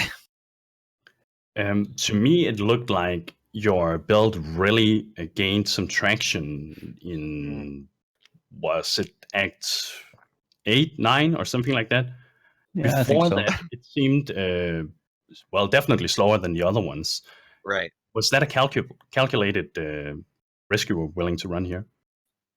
I mean, I just kind of wanted to play RF leveling up. That's pretty much it. I I'm playing mean, that now. It's super fun. I didn't want to play Sunder, so it was like Mhm. I ended up in a spot where I was expecting to end up, to be honest. So okay, going into it, I thought it's going to be DeadandDoom and Fightgarr taking Sunder anyway. So I'm like, okay, I probably can't out Sunder them, and there's no better ability that I do better at. So most likely I'm already third anyway, right? And then when I found out that Freeq was doing Flameless totems and Fightgarr was doing Warchief totems, I thought Freeq is gonna be second, and I'm gonna have like a close match with Fightgarr because he's just that good. And yeah, it ended up being a little bit different, but I still think RF definitely exceeded my expectations. Yeah, I was when I heard you would do Righteous Fire for racing, that made me very, very interested in seeing how it would progress. Not gonna lie, I Very- did try to keep you guys on the edge of the seat for a little bit there. And you fucking did that. Oh my god. I would have loved to have a heart rate monitor for this. We had a question from chat too, and that is why did you not use Stone Golem? It really sucked. Like it kept dying, so I got to a point where I was just like, I don't even want to be summoning. Like I would summon it whenever I was entering new zones, just so I wouldn't waste time, because it takes like feels like 10 years casting Stone Golem, Mm-hmm. and it was just so slow that I mean I was sustaining, and I really, once I got the Granite Flask, I never really felt like I was at risk while leveling up, maybe outside of like some boss fights. So I didn't really feel like I needed the regen. Like for instance, I didn't want to go into combat stamina because it's not really that efficient, but then I took like the Scion regeneration, and yeah, so I felt like in terms of regen, I was doing more than fine. It was just I needed a little bit more life. But my gear was also really, really good. Like I had life on all my pieces except my gloves, and I was pretty happy with that. Not a lot of life, but it worked out. So if you were to do the same build again, is there anything you would have done a little differently? Some notes you would have picked up at a different time? I think I would have picked up less life regen, Okay. to be honest. I think I would have just taken the risk until 42 when you get Hollowed Flask, and just went all out on picking up Elemental Equilibrium and Elemental Overload rather than heading over to the Scion, probably. Because I also went through the Strength notes rather than through the Int notes, and that made it From the really bottom instead of the awkward. top. Yeah. Yeah, that made it really awkward with Int a little bit at the start, but my gear was so good that it kind of ended up working out. But if I wouldn't have gotten good gear, then yeah. Also, I'm very happy about this ring. I like couldn't get a ring with life, and DeadandDoom was like, "Oh, I can't get a ring." Like, okay, let me just try to Volar my ring, and I got a 74 and 10 all res Wow. ring with the Insane. Volar, yeah. And it's got 15 in too, so that really worked out well. Yeah, amazing. Do you know how much life regen you approximately had in the beginning? No idea. I didn't even think about my skill tree, to be honest, past the like level 40 thing. I was a little bit confused. If I thought about it a little bit more, then yeah, I would be able to tell you, but I really don't know. Okay. Do you have anything you want to ask, Nugi? Yeah, what was with that blackout? What blackout? And the sunglasses. I don't know. Who was that person sitting What was there? going streaming? on? What? So at some point we were looking at your stream. There was another guy there with sunglasses. No, that's weird. I don't know what you're talking about, to be honest. Well, we were very I think we have to investigate then. We'll have to You have to investigate a credit card swipe. I mean, I'm okay. Yeah, I think Okay. some VODs are going to be looked at, maybe with some audio on there. I'm not liking what I'm hearing here. Well, what can you do, man? Sometimes you just gotta do what you gotta do, and I mean, this is what I had to do. I have one question. So there's a choice that was being made by some players, and I saw you actually investing your Exalted Orb into this gear and not saving it for potential purchase later on in the league. Yeah, I had a crazy helmet. I don't know if you guys can see it on stream. It's 62 life, 10 cold res, 13 lightning resistance. So I was trying to go for the triple res and make an investment, sell it for multiple exalted orbs because I know the softcore economy is just that great. I see. So makes sense. it was close. I did hit the maximum energy shield. I think a league ago this helmet would have been worth a lot more, but yeah. 48 energy shield. That's very good. Yep. That's very good. In this stage, with the state what energy shield is in, 48 is very high. For sure. Thank And this you. was also a helmet that I got off of alking it. So yeah. Oh. Yeah, okay. I alked it. This was the first helmet that I was using. Just got it off of the vendor, alked it, and that's what it was. Excellent. Yep. I think that concludes it, Raiz. Thank you for your time. Very well played, dude. Thank you so much. Appreciate the interview, and thanks for inviting me to these. So a lot of fun. Thank you. Thank you. And do we have the mysterious stranger? Is he back from... I don't see him in. I see Freeq, however. We do have the honor of talking to Freeq, yeah. Freeq, tell us, what's going on right now? What are you thinking? I mean, I did progress because last time I died 20 times. Well, that's that the- time was See, I 15. told you. It's a personal record. I knew it. That's why we were not seeing any tilt, because he was happy with his result. Or what do you think, Freeq? Yeah, I was happy, except the tests. Okay. We really liked your idea of using the firestorm on your totems for some of those. I just copied it from DeadandDoom. You didn't have to say that. Okay. Could have taken credit for that.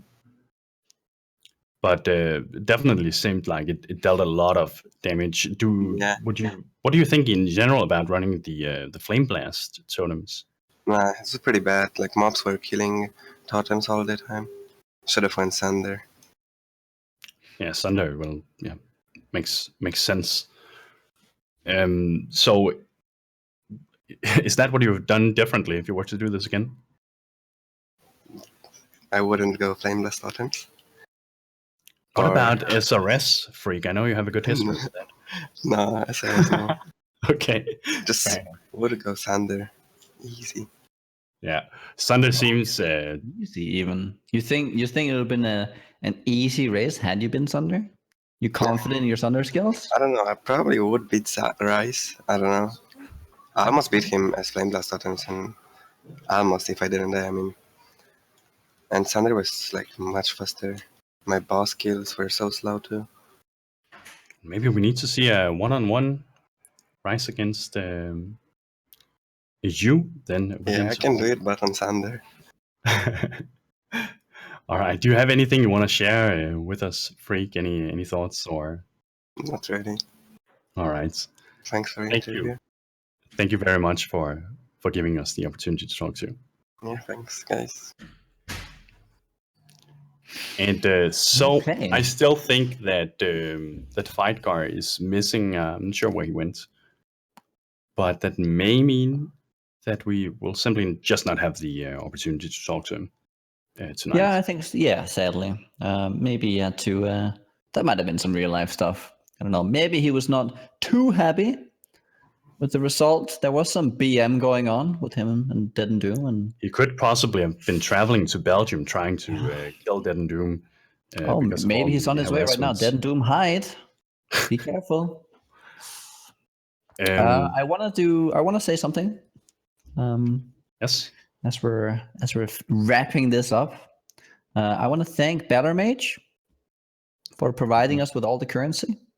MVP. Yeah, he was the driving force behind all the exalts that were happily being given out. So a big thanks for that.